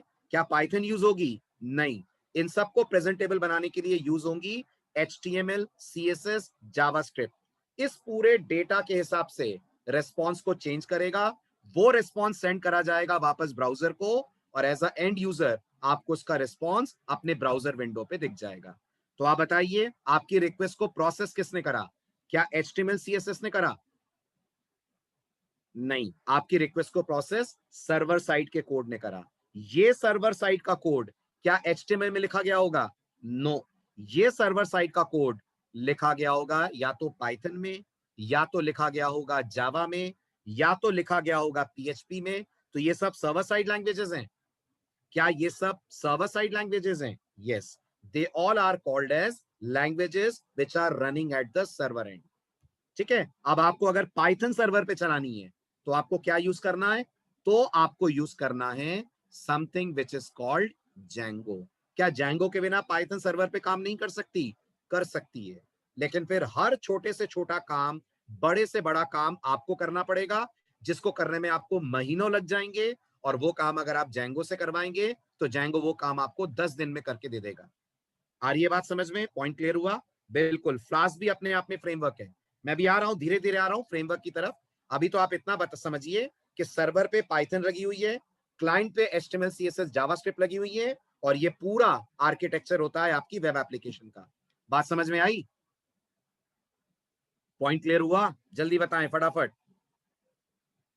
हुआ? चलिए अब बात करते हैं एक वेब एप्लीकेशन में कौन कौन से कंपोनेंट्स होते हैं। हम सब जानते हैं किसी भी वेब एप्लीकेशन को बनाने के लिए दो बेहद इंपॉर्टेंट कंपोनेंट्स लगते हैं। Number one, it is called as front end. Number two, it is called as back end. सही है कि गलत? जल्दी जल्दी बताइए। सही है। Number one is called front end, number two is called back end. ठीक। सवाल आता है, फ्रंट एंड क्या होता है? जो भी एंड यूजर को नजर आता है, जो भी एंड यूजर देखता है, that is basically called as front end. जो आप व्यू करते हैं, that all thing is called as front end. तो जो कलर, इमेजेस, बटन्स आपको दिखते हैं, वो सब फ्रंट एंड है। यस, ये बटन, कलर, इमेजेस पाइथन ने नहीं बनाए। नहीं, ये पाइथन ने नहीं बनाए। ये फ्रंट एंड टेक्नोलॉजीज ने डिजाइन करके दिए हैं। पाइथन को बटन बनाना नहीं आता? नहीं आता। पाइथन को बटन बनाना नहीं आता। पाइथन को बटन के क्लिक पे काम करना आता है, बट बटन डिजाइन करना, बटन का शेप सेट करना, कलर सेट करना, ये पाइथन नहीं करेगी। ये सब कौन करेंगे? ये सब फ्रंट एंड वाली टेक्नोलॉजीज करेंगी। ये सारा काम फ्रंट एंड का है। फ्रंट एंड इस पूरे डेटा को कैप्चर करेगा। जैसे इस एग्जांपल को आप नोटिस करिए, अगर मैं आपसे पूछूं ये जो लेफ्ट हैंड साइड पे लाल कलर का बटन दिख रहा है, ये बटन किसने बनाया, तो आपका जवाब होगा ये बटन HTML ने बनाया। This button is develop using HTML। और इसका कलर रेड किसने करा, इसका कलर रेड करने का काम CSS ने करा। इसकी पोजीशन लेफ्ट पे कौन लेकर आया, इसकी पोजीशन लेफ्ट पे भी CSS लेकर आई। लेकिन अगर मैं इस बटन पे क्लिक करूंगा और कोई एक्शन होगा, वो एक्शन परफॉर्म करने का काम करेगी जावास्क्रिप्ट। और अगर उस एक्शन में सर्वर इन्वॉल्व है तो फिर उस एक्शन को जावास्क्रिप्ट के साथ परफॉर्म करने का काम करेगी पाइथन। जैसे एग्जाम्पल के तौर पे ये क्या है, जरा फटाफट बताइए मुझे, जिसे मैं हाईलाइट कर रहा हूं, ये क्या है, सर्च बॉक्स है। Very good. ये सर्च बॉक्स एक टेक्स्ट बॉक्स है, मानते हैं, ये सर्च बॉक्स एक टेक्स्ट बॉक्स है। Very good. ये टेक्स्ट बॉक्स कौन लाया, किस टेक्नोलॉजी ने ये टेक्स्ट बॉक्स जनरेट करा, ये टेक्स्ट बॉक्स जनरेट HTML ने करा, राइट। किसने इसकी विड्थ सेट करी, इसकी विड्थ किसने सेट करी, वो सेट करी CSS ने। अब आप याद करिए, जब आप यहां पर कोई पर्टिकुलर वीडियो सर्च करते हैं तो जो आप लिखते जाते हैं उससे रिलेटेड टर्म्स आपको दिखते हैं, जो आप लिखते हैं उससे रिलेटेड टर्म्स आपको दिखते हैं, वो कौन लाया, वो दो चीजें मिलकर लाई, JavaScript plus Python, right. JavaScript का काम क्या है, जावास्क्रिप्ट का काम है आप जो कैरेक्टर्स लिख रहे हैं उन्हें कैप्चर करना, कैप्चर करके पाइथन को भेजना। पाइथन का काम क्या है, पाइथन का काम है इनके बेसिस पर डेटाबेस पे सर्च मारना, रिलेटेड वीडियोस निकालना और वो वीडियोस आपके पास सेंड कर देना। आई बात समझ, राइट। ऐसे ही गेस करिए, जब आप YouTube पे वीडियो देखते हैं तो कमेंट और लाइक कर सकते हैं, YouTube पे जब वीडियो देखते हैं तो आप लाइक कर सकते हैं, फाइन। जब आप लाइक पे क्लिक करते हैं तो वो एक बटन होता है, यस वो एक बटन होता है। वो बटन HTML आई है, यस। उस बटन को ऐसा शेप CSS ने दिया है, उस बटन पे थंब दिखे वो CSS ने करा है। और जब आप उस बटन पे क्लिक करते हैं तो इस पर्टिकुलर वीडियो पे एक लाइक बढ़ जाता है। क्या ये लाइक बढ़ाने का काम HTML का है, नहीं, ये लाइक बढ़ाने का काम बैकएंड का है, या बैकएंड काम कर रहा होता है। और उस बैकएंड से कम्युनिकेट कौन करेगा, बैकएंड से कम्युनिकेट जावास्क्रिप्ट कर सकती है। पॉइंट क्लियर हुआ, यस यस। बैकएंड, बैकएंड का मतलब पाइथन, डेटाबेस का मतलब जहां जाकर डेटा स्टोर हो रहा है। अभी मैं डायग्राम दिखाता हूं आपको ध्रुव, ठीक है, अभी दिखाता हूं। देखो एक डायग्राम तो पहले भी आया था, आपने अगर ध्यान दिया हो तो देखो, इस डायग्राम को आप ऑब्जर्व करो, आपके सवाल का जवाब आ जाएगा। ठीक, अब आप बताओ इसमें पाइथन कहां चल रही है, बताओ। HTML CSS कहां चल रही होंगी, पाइथन कहां काम कर रही होगी, पाइथन मतलब जैंगो, यस जैंगो यहां पे काम कर रहा है, ये जैंगो का डोमेन है, यहां आपका जैंगो कोड काम कर रहा होगा। ओके, यहां कौन है, यहां ओरेकल होगी या MySQL होगी, या पाइथन में बिल्ट इन डेटाबेस कौन सा आता है, SQLite, यहां SQLite होगा, राइट। ये आपका डेटाबेस हो गया। और HTML CSS कहां दिखेंगे, HTML CSS आपको यहां ब्राउजर एंड पे दिखेंगे। बताइए, समझ आई बात। इसका मतलब तीन टेक्नोलॉजीज आपस में इंटरेक्ट कर रही हैं। एक वेब एप्लीकेशन को बनाने में तीन टेक्नोलॉजीज यूज हो रही हैं, यस तीन टेक्नोलॉजीज यूज हो रही हैं। उसको ओरेकल का भी सपोर्ट चाहिए डेटा स्टोर करने के लिए, डेटा को प्रोसेस करने के लिए जैंगो का सपोर्ट चाहिए, और डेटा को प्रेजेंट करने के लिए फ्रंट एंड का सपोर्ट चाहिए। Is this point clear, is this point clear, ठीक है। अब अगर मैं आपसे पूछूं इसमें ये पूरा पार्ट क्या है, ये पूरा पार्ट बैकएंड है। तो बैकएंड मतलब दो चीजों से मिलकर बना है, एवरीवन प्लीज रिस्पॉन्ड। बैकएंड दो चीजों से मिलकर बना है, यस। बैकएंड पे एक सर्वर वाला पार्ट है जहां आपका कोड लिखा गया है, और एक डेटाबेस वाला पार्ट है जहां पूरा डेटा जाकर स्टोर होता है। Collectively both of them will be called as backend. Got the point, चलो आगे, बात समझ आई। चलिए वापस आते हैं अपने पार्ट पे, ठीक। तो ये डायग्राम आपका हो गया। अब आता है बैकएंड वाला पार्ट क्या है। तो जैसा मैंने आपसे कहा, बैकएंड आपकी एप्लीकेशन का सर्वर साइड पोर्शन है, वो पोर्शन जो आपको दिखता नहीं है, वो पोर्शन जहां पर आपके प्रोग्राम का बिजनेस लॉजिक रिसाइड करता है। बिजनेस लॉजिक समझते हैं, जल्दी बताइए, बिजनेस लॉजिक समझते हैं? कोई एग्जांपल दीजिए। अगर समझते हैं तो बिजनेस लॉजिक का कोई एग्जांपल दीजिए फटाफट। सबसे बढ़िया कॉमन एग्जांपल, इस समय जितनी भी ई कॉमर्स वेबसाइट्स हैं, क्या उन पे सेल चल रही है? जल्दी बोलिए, ई कॉमर्स वेबसाइट पे इस समय सेल चल रही है? चल रही है, राइट? वो जो सेल चल रही है, उस सेल से रिलेटेड कुछ कोड लिखा गया होगा। सेल कितने दिन चलेगी, कितना % डिस्काउंट आएगा, प्रोडक्ट की कितनी क्वांटिटी अवेलेबल है, यूजर को कैसे बोलना है कि आप जल्दी ऑर्डर करिए वरना ये प्रोडक्ट स्टॉक में से खत्म हो जाएगा। ये सब कुछ हैंडल करने का लॉजिक होता है बिजनेस लॉजिक। समझ आ रही है बात? हो रहा है क्लियर? राइट? ऐसे ही जब आप लाइक पे क्लिक करेंगे तो नंबर ऑफ लाइक बढ़ जाएंगे। जब आप लाइक पे क्लिक करेंगे तो डेटाबेस में नंबर ऑफ लाइक बढ़ेंगे। वो बढ़ाने के लिए कुछ +1 वगैरह करना पड़ेगा एग्जिस्टिंग लाइक्स में। That logic is called as business logic. तो जो आप कोर पार्ट लिखते हैं अपनी एप्लीकेशन का, that core part is basically called as business logic. आ रही है बात समझ?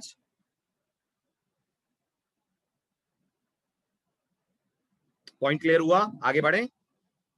राइट? तो ये पूरा बिजनेस लॉजिक आप आपके सर्वर एंड पे लिखते हैं।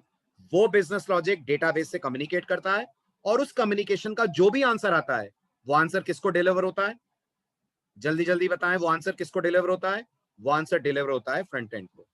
ये देखिए एक लेमैन की भाषा में फ्रंट एंड बैक एंड का रिलेशन, जो एंड यूजर को सुंदर सुंदर सा दिख रहा है, बहुत अच्छा अच्छा लग रहा है, दैट इज फ्रंट एंड। और जो अगली पार्ट है, जहां बहुत ज्यादा कॉम्प्लेक्स कोडिंग की जाती है, that is called as the back end. ये बैक एंड वाला पार्ट देख ले तो बेहोश ही हो जाए, मानते हैं? बिल्कुल चक्कर खा के गिर जाए, इतना खतरनाक बैक एंड वाला पार्ट होगा। राइट? तो जितना भी कॉम्प्लिकेटेड पार्ट है वो सारा रहता है बैकएंड पे, जो एंड यूजर को नजर आता है HTML CSS जावास्क्रिप्ट के टर्म में, that is basically called as front end. आई बात समझ? आगे बढ़े। राइट? तो एंड यूजर हमेशा फ्रंट एंड ही देखता है, क्या कहते हैं? एंड यूजर हमेशा फ्रंट एंड देखता है, ना वो बैक एंड देखना चाहेगा, ना बैक एंड उसे कभी दिखाया जाता है। ठीक, अब बात आती है फ्रंट एंड किन टेक्नोलॉजी से मिलकर बना है। ठीक है, ओवरऑल अगर आप गिनने बैठे तो फ्रंट एंड 6 टेक्नोलॉजीज का मिक्सचर होता है। फ्रंट एंड में 6 टेक्नोलॉजीज काम करती हैं। क्या हम सब पढ़ेंगे? हाँ जी, हम सब पढ़ेंगे। बस उनके नाम सुन लीजिए आप। Number 1 HTML, number 2 CSS, number 3 JavaScript. ये 3 हैं टॉप टेक्नोलॉजीज। बाकी इनके सब पार्ट्स हैं। फॉर एग्जाम्पल बूटस्ट्रैप, नाम सुना है? Have you heard this name, Bootstrap? Very good. Then Ajax, नाम सुना है? Right, and then jQuery। ये तीनों क्या है? ये तीनों फ्रेमवर्क्स हैं। राइट? किसके फ्रेमवर्क हैं एग्जैक्टली बोलूं तो एजेक्स फ्रेमवर्क नहीं है। एजेक्स तो अपने आप में जावास्क्रिप्ट का एक्सटेंशन है। ये दोनों फ्रेमवर्क हैं और ये दोनों कोर टेक्नोलॉजीज हैं। इसका मतलब किसी को अगर वेबसाइट भी बनानी है तो क्या इन तीनों की जरूरत पड़ेगी? हाँ या ना? अभी बात करते हैं सुमित, फ्रेमवर्क क्या होता है। अभी बात करते हैं, 5 मिनट रुक जाइए। किसी को अगर वेबसाइट भी बनानी है तो इन तीनों को पढ़ना पड़ेगा। यस, इन तीनों को पढ़ना पड़ेगा, चाहे बैकएंड पे PHP लगी हो, चाहे जावा लगी हो। हाँ, चाहे बैकएंड पे PHP हो, बैकएंड पे जावा हो, बैकएंड पे .NET हो, दुनिया की कोई भी लैंग्वेज हो, फ्रंट एंड वाला पार्ट इन्हीं 6 टेक्नोलॉजीज के दम पर डिजाइन करा जाता है। इसमें 3 सबसे इंपॉर्टेंट होती हैं। कौन कौन 3? Number 1 HTML, number 2 CSS, number 3 JavaScript. Okay, ये तीनों एक दूसरे की ऑल्टरनेट हैं? जल्दी बोलिए, ये तीनों एक दूसरे की ऑल्टरनेट्स हैं? नो, ये तीनों किसी हालत में ऑल्टरनेट नहीं है। ये तीनों एक दूसरे को कॉम्प्लीमेंट करती हैं। कॉम्प्लीमेंट करती है मतलब जो एक टेक्नोलॉजी नहीं कर सकती है वो दूसरी टेक्नोलॉजी करती है। तो आप मुझे ऑफिशियली बताइए HTML का काम क्या होता है? मुझे ऑफिशियली बताइए HTML का काम क्या होता है? HTML का काम होता है कंटेंट जनरेट करना। Very good. The content part is handled by HTML। उस कंटेंट को प्रेजेंटेबल बनाना, सुंदर बनाना, ब्यूटीफाई करना, that is the part of CSS। Images की जगह सेट करना, इमेजेस का लेआउटिंग करना, कलर कॉम्बिनेशंस बनाना, इन सबको आप हैंडल करते हैं यूजिंग CSS। और अगर आप इस पे बिहेवियर डालना चाहते हैं, आप चाहते हैं यूजर के क्लिक पे कोई एक्शन हो आपके पेज पे, तो आप उसको हैंडल करते हैं यूजिंग जावास्क्रिप्ट। आया समझ? राइट? तो बहुत शॉर्ट में आप तीनों का याद रख लें पर्पस। HTML कंटेंट है, CSS प्रेजेंटेशन है, और जावास्क्रिप्ट बिहेवियर है। हाँ, वो भी अपने आप में एक वेबसाइट और वेब एप्लीकेशन बन सकती है निखिल, बिल्कुल। वर्डप्रेस अपने आप में एक CMS है, कंटेंट मैनेजमेंट सिस्टम है, जो आपको इजी वे में वेब एप्लीकेशन बनाने देता है। लेकिन वर्डप्रेस के ढेर सारे ड्रॉबैक्स हैं जो आप सर्वर साइड लैंग्वेजेस के थ्रू हैंडल करेंगे। वर्डप्रेस में भी PHP लगती है। अगर आप वर्डप्रेस में कोई वेबसाइट बना रहे हो तो सर्वर पे आपको PHP यूज करनी है। ओके, चलूं आगे। एक बार प्रीवियस पेज, ये रहा प्रतीक प्रीवियस पेज, यही पेज कह रहे हैं।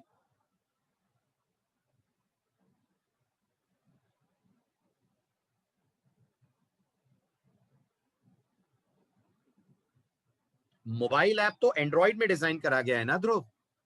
मोबाइल ऐप जावा, कॉटलिन, फ्लटर, रिएक्ट जेएस इनमें डेवलप होता है। मोबाइल ऐप को HTML नहीं चाहिए। फाइन, चलो आगे बढ़े। चलिए, तो ये तीन चीजें याद रखिए। HTML कंटेंट देगा, CSS से आप प्रेजेंटेशन लाएंगे, और जावास्क्रिप्ट से आप लेकर आएंगे बिहेवियर। चलिए, अब आता है बैकएंड किससे मिलकर बनता है। तो जैसा मैंने कहा, बैकएंड दो चीजों का कॉम्बिनेशन है। क्या क्या दो चीजें? नंबर वन, कोई ना कोई प्रोग्रामिंग लैंग्वेज जो सर्वर पे रन हो सकती है। नंबर टू, कोई ना कोई बैकएंड डेटाबेस जहां आप डेटा को स्टोर कर पाएंगे। तो क्या बैकएंड के लिए बस इतनी चॉइसेस है जो स्क्रीन पे दिख रही हैं? नहीं, और भी ढेर सारी चॉइसेस हैं। बट क्योंकि हम लोग जैंगो कर रहे हैं, हम लोग इनमें से पिकअप करेंगे पाइथन। और बैकएंड के डेटाबेस के लिए हम MySQL भी यूज कर सकते हैं, Oracle भी यूज कर सकते हैं, किसी को भी यूज कर सकते हैं। बस इतना याद रखिए, बैकएंड मतलब दो चीजें आपको सीखनी है। नंबर वन, कोई लैंग्वेज जो आपको आती है। नंबर टू, डेटाबेस से इंटरैक्ट करना। समझ आ रही है बात? आगे चलें। ठीक है, अब इस कोर्स में अपन लोग क्या क्या पढ़ने वाले हैं उसका क्लैरिफिकेशन मैं आपको दे दूं। इस कोर्स में अपन फ्रंट एंड भी पढ़ेंगे, बैक एंड भी पढ़ेंगे। और जब दोनों पढ़ेंगे, इसी कारण से ये कोर्स का टाइटल क्या है? जब दोनों पढ़ेंगे, इसी कारण से इस कोर्स का टाइटल है जो आपने स्टार्टिंग में देखा, that is full stack. Right? इसका मतलब अगर किसी को फुल स्टैक डेवलपमेंट करना है तो उसे दोनों लेयर पे काम करना आना चाहिए। उसे दोनों लेयर पे काम करना आना चाहिए। यस, उसे फ्रंट एंड पार्ट भी हैंडल करना आना चाहिए, उसे बैक एंड पार्ट भी हैंडल करना आना चाहिए। अच्छा, अगर वो सिर्फ फ्रंट एंड पार्ट हैंडल करे तो? अगर वो सिर्फ फ्रंट एंड पार्ट हैंडल करे तो वो कहलाएगा अपने आप में वेब डिजाइनर। अगर वो सिर्फ बैक एंड पार्ट हैंडल करे तो क्या कहलाएगा? तो वो कहलाएगा वेब डेवलपर। और अगर वो इन दोनों को हैंडल करे तो क्या बन जाएगा? अगर इन दोनों को हैंडल करे तो वो बन जाएगा अपने आप में फुल स्टैक वेब डेवलपर। आया समझ? राइट? तो अगर आप सिर्फ एक पोर्शन इस कोर्स का करते हैं तो आपकी पोस्ट, आपके रेज्यूमे में आने वाला टाइटल उस हिसाब से आपको चेंज करना पड़ेगा। If you only learn HTML, CSS, JavaScript, you will be called a designer. If you only learn backend, you will be called a developer. But if you learn both, you will be called a full stack web developer.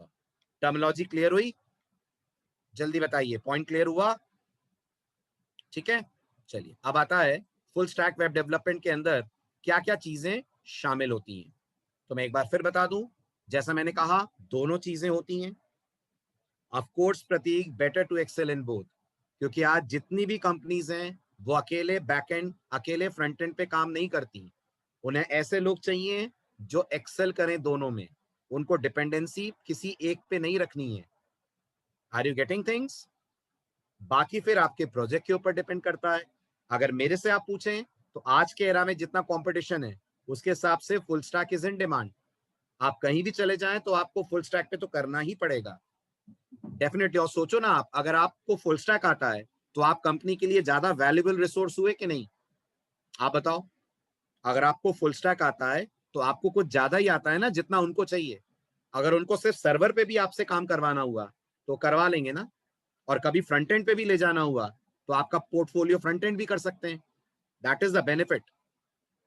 Right? इसलिए आप देखेंगे full stack में आपको ज्यादा jobs मिलेंगी as compare to only back end और as compare to only front end. Fine, एक ही चीज में बेस्ट है, वो अपनी इंडियन सोच है। माना मैंने वो, राइट। क्रिकेट नहीं है ये प्रतीक, बॉलिंग अच्छी कर ले या बैटिंग अच्छी कर ले या फील्डिंग अच्छी कर ले, ये टेक्नोलॉजी का डोमेन है। यू नेवर नो आपकी एप्लीकेशन कहाँ स्टक कर जाए, ठीक है। जहां स्टक कर जाएगी वहां से निकालना आपको आना चाहिए, है ना। मैं ये नहीं कह रहा हूं कि खाली बैकएंड करोगे तो आपके पास अपॉर्चुनिटीज नहीं है, बट कम हो जाएंगी अपॉर्चुनिटीज, राइट। आप जितनी जगहों पर अप्लाई कर पाओगे वो डोमेन आपका कम हो जाएगा, फाइन। और वैसे भी जब आप प्रोजेक्ट बनाओगे फिर वो आपसे पूछेंगे, अगर आपने ये लिखा ना कि मैंने बैकएंड करा है, तो प्रोजेक्ट तो पूरा ही बना के दिखाओगे कि खाली बैकएंड दिखाओगे, बताओ। जब आप कहीं अपना प्रोजेक्ट प्रेजेंट करोगे तो पूरा करोगे ना, तब आपको बताना पड़ेगा ना फिर फ्रंट एंड किसने बनाया, तो आप बोलोगे मेरे दोस्त ने बनाया, फ्रंट एंड मैंने हैंडल करा ही नहीं। तो दैट रिड्यूसेस योर इंपॉर्टेंस। अगर आपने प्रोजेक्ट पे काम करा है तो you should have a grip. हाँ, बहुत बड़ा लार्ज स्केल प्रोजेक्ट हो तो बात अलग है। एज अ स्टूडेंट अगर आप कोई प्रोजेक्ट बनाओगे तो इतना बड़ा लार्ज स्केल प्रोजेक्ट तो होगा नहीं, राइट। बिल्कुल सही। चलिए आगे बढ़ते हैं। अब आ जाइए नेक्स्ट। अब लास्ट और सबसे जरूरी पार्ट, जैंगो क्या है। तो एक बार आप फिर रिकॉल करिए, आपने इनिशियल स्लाइड में एक वर्ड देखा था, वेब एप्लीकेशन डेवलपमेंट फ्रेमवर्क, देखा था? जल्दी बोलिए, did you see that? Right. तो आपने वेब एप्लीकेशन पढ़ लिया, फ्रंट एंड पढ़ लिया, बैक एंड पढ़ लिया, ओपन सोर्स पढ़ लिया, फ्री पढ़ लिया। अब आता है सबसे इंपॉर्टेंट टर्म, अपने आप में फ्रेमवर्क क्या होता है। तो बहुत सिंपल परिभाषा में दे रहा हूं। फ्रेमवर्क एक ऐसा सॉफ्टवेयर होता है जिसके अंदर वो सारी चीजें आपको प्री प्रोग्राम मिलती हैं, वो सारे कंपोनेंट्स आपको प्री डिजाइन मिलते हैं जो आपको एक वेब एप्लीकेशन के अंदर यूज करने हैं। मैं फिर दोहराता हूं, प्लीज ध्यान से मेरी बात सुनिएगा। फ्रेमवर्क एक ऐसा सॉफ्टवेयर होता है, सॉफ्टवेयर होता है कि हार्डवेयर होता है, जल्दी बताइए। फ्रेमवर्क सॉफ्टवेयर हुआ कि हार्डवेयर हुआ? सॉफ्टवेयर हुआ, राइट। एक ऐसा सॉफ्टवेयर होता है जिसमें वो सारी चीजें आपको प्री प्रोग्राम्ड मिलती हैं जो आपको वेब एप्लीकेशन बनाते वक्त करनी है, जो आपको वेब एप्लीकेशन में चाहिए। जैसे आप मानते हैं हर वेब एप्लीकेशन में कुछ कॉमन काम होते हैं, जल्दी बोलिए। हर वेब एप्लीकेशन में कुछ कॉमन काम होते हैं। हर वेब एप्लीकेशन यूजर को लॉगिन कराएगी, हाँ या ना? बताइए। चाहे आप Amazon बना लें, चाहे आप यूडेमी बना लें, चाहे आप फेसबुक बना लें, आप मानते हो Amazon, यूडेमी, फेसबुक अलग अलग डोमेन की एप्लीकेशन हैं? बताओ। Amazon, यूडेमी और फेसबुक अलग अलग डोमेन पे काम करती हैं। Amazon ई कॉमर्स एप्लीकेशन है, फेसबुक सोशल नेटवर्किंग एप्लीकेशन है, यूडेमी एजुकेशनल वेब एप्लीकेशन है, बट सब में लॉग इन है? जल्दी बताइए, सब में लॉग इन है? सब में लॉग आउट है? सब में यूजर को ऑथेंटिकेट करा जाता है? करा जाता है। सब में एक पैनल होता है जिसके अंदर लॉगिन करके आप अपने हिसाब से चीजों को कस्टमाइज कर सकते हैं। जैसे इमेजिन करिए, Amazon पे अगर कोई सेलर है तो क्या सेलर्स को Amazon वालों ने एक पैनल दिया होगा? दिमाग लगाइए। अगर मैं एक प्रोडक्ट बनाने वाला बंदा हूं और मैं अपना प्रोडक्ट Amazon पे सेल करना चाहता हूं, तो मैं Amazon पे रजिस्टर कर सकता हूं, राइट। ऐसे रिकॉल करिए यूडेमी, यूडेमी को स्टूडेंट भी एक्सेस करता है और फैकल्टी भी एक्सेस करेगी, राइट। तो अगर मैं यूडेमी पे अपने कोर्सेज डालूंगा तो यूडेमी मुझे एक पैनल देगी जिसपे मैं अपने कोर्सेज अपलोड करूंगा, जिसपे मैं अपने बारे में कुछ लिखूंगा ताकि स्टूडेंट्स को मेरे कोर्सेज दिखें। That is called as admin panel, right. ये डैशबोर्ड जिसे आप बोल सकते हैं, बिल्कुल सही। जिसे आप डैशबोर्ड भी बोल सकते हैं, इसे आप एडमिन पैनल भी बोल सकते हैं। ये पैनल हर वेब एप्लीकेशन को चाहिए। और अगर आपने बिना फ्रेमवर्क के काम करा तो आप मानते हैं पैनल भी आपको खुद बनाना पड़ेगा? आप मानते हैं ये पैनल भी आपको खुद बनाना पड़ेगा? फिर हर वेब एप्लीकेशन को HTML से आने वाला डेटा चाहिए? जल्दी बताइए। हर एप्लीकेशन को HTML से आने वाला डेटा चाहिए? यस चाहिए। तभी तो उस डेटा को प्रोसेस करेगी, तभी तो वो डेटाबेस से इंटरैक्ट करेगी। हर एप्लीकेशन यूजर को फाइल अपलोड डाउनलोड करने की फैसिलिटी देगी। आप बताओ। आप फेसबुक पे पोस्ट अपलोड करते हो तो उसके साथ वीडियो अपलोड कर सकते हो? कर सकते हो? आप मानते हो वीडियो अपलोड करना मतलब अच्छा खासा कोड होगा जो सर्वर एंड पे चलेगा, तब आपका वीडियो जाकर फेसबुक के डेटाबेस में सेव होता होगा? ये सारे कोड कौन लिखेगा? क्या ये सारे कोड स्क्रैच से आप लिखना पसंद करेंगे? क्या ये सारे कोड स्क्रैच से आप लिखना पसंद करेंगे? कभी नहीं करेंगे। आप चाहेंगे कुछ आपको built in support in codes के लिए मिल जाए। कौन देगा वो बिल्ट इन सपोर्ट आपको? वो बिल्ट इन सपोर्ट आपको देता है फ्रेमवर्क। यानी फ्रेमवर्क बनाया ही ऐसे गया है कि आप उसको यूज करके बहुत सिंपल तरीके से, बहुत इजी तरीके से डिजाइन कर पाए एक वेब एप्लीकेशन। अब फ्रेमवर्क समझने का सबसे बढ़िया तरीका मैं आपको बताता हूं। एक रियल वर्ल्ड एग्जांपल लेते हैं। राइट, पिज्जा खाया है? जल्दी बताइए, पिज्जा खाया है ना? बड़ा फनी सा क्वेश्चन है, फिर भी पूछ रहा हूं, खाया है? ठीक है। अब आप रिकॉल करिए, घर पे अगर कोई पिज्जा बनाए तो कैसे बनाएगा, और डोमिनोज अगर पिज्जा बनाए तो कैसे बनाएगा। लेट्स इमेजिन घर पे आप पिज्जा बना रहे हैं, घर पे कोई अकेला बंदा पिज्जा बनाने का काम कर रहा है। राइट, ठीक है। अब अगर आप अपने घर पे पिज्जा बनाएंगे तो आप मानेंगे पहले आप आटा गूंदेंगे, पिज्जा का डाव तैयार करेंगे, करेंगे? जल्दी जल्दी बोलिए, यस और नो। करेंगे। उसके बाद नेक्स्ट, उस आटे को आप रोलिंग पेन पे रखेंगे ताकि उसको आप एक शेप दे पाए, गोल शेप दे पाए, पिज्जा का शेप दे पाए। राइट, उसके बाद फिर पिज्जा कटर होगा। राइट, उस पिज्जा कटर से आप उसको सर्कल शेप में काटेंगे, फिर आप उसको ओवन के अंदर बेक करेंगे, और बेक करेंगे तो आपके सामने पिज्जा तैयार हो जाएगा। आप 2 मिनट के लिए ठंडे दिमाग से सोचिए, बिल्कुल ऐसे ही डोमिनोज पिज्जा बनाता होगा। क्या लगता है आपको? बिल्कुल ऐसे ही पिज्जा हट पिज्जा बनाता होगा? नहीं। आप मानते हो ये पिज्जा बनाने की इंडस्ट्रीज हैं, फैक्ट्रीज हैं, तो इनके पास वो टूल्स होंगे जो इन पूरे कामों को आसान कर देते हैं? यस और नो? कर देते हैं। एग्जाम्पल देखिए ध्यान से। अगर आप डोमिनोज के पॉइंट ऑफ व्यू से चलें तो डोमिनोज अपने पास मशीन्स रखता है जिसमें पिज्जा का डाव वो लोग तैयार कर सकते हैं। होंगी ये कस्टमाइज मशीन होगी पिज्जा के लिए, हाँ या ना? यस। फिर इन्हीं मशीन्स के थ्रू पिज्जा बॉल्स तैयार होती होंगी। इन्हीं पिज्जा बॉल्स को ये स्ट्रेच और कट करने के लिए पिज्जा कटर यूज करते होंगे। फिर ये पूरे पिज्जाज बेक होते होंगे बड़ी मशीन्स में, और फिर ये पूरा पिज्जा डिलीवर हो जाता होगा। तो अगर हम अपनी टेक्नोलॉजी से कनेक्ट करें तो मैं मान सकता हूं डोमिनोज अपने आप में फ्रेमवर्क है। जल्दी बोलिए, डोमिनोज में जाकर पिज्जा बनाना एक अलग लेवल पे आपको पिज्जा बनाना सिखाएगा एज कंपेयर टू कि आप घर पे पिज्जा बना रहे हैं। और उनका पिज्जा ज्यादा डिलीवरेबल, ज्यादा टेस्टी होगा, क्योंकि उनका काम ही है ये करना। तो आप सोचिए, अगर आप बेसिक लेवल पे कोई एप्लीकेशन बनाते हैं तो आपको उतनी एक्सपर्टीज नहीं आएगी जितनी एक्सपर्टीज फ्रेमवर्क के पास होगी। फ्रेमवर्क का काम ही है वेब एप्लीकेशन के डिजाइन को सपोर्ट करना। ठीक है, इसका एक और एग्जाम्पल मैं देता हूं, इसका एक और एग्जाम्पल मैं आपको देता हूं, आप और अच्छे से समझेंगे। आपने पाइथन के प्रोग्राम्स नोटपैड पे लिखे हैं? जल्दी बोलिए, पाइथन के प्रोग्राम्स कर चलाएं, और पाइथन के प्रोग्राम पाइचार्म में भी चलाए होंगे। डिफरेंस दिखा कुछ?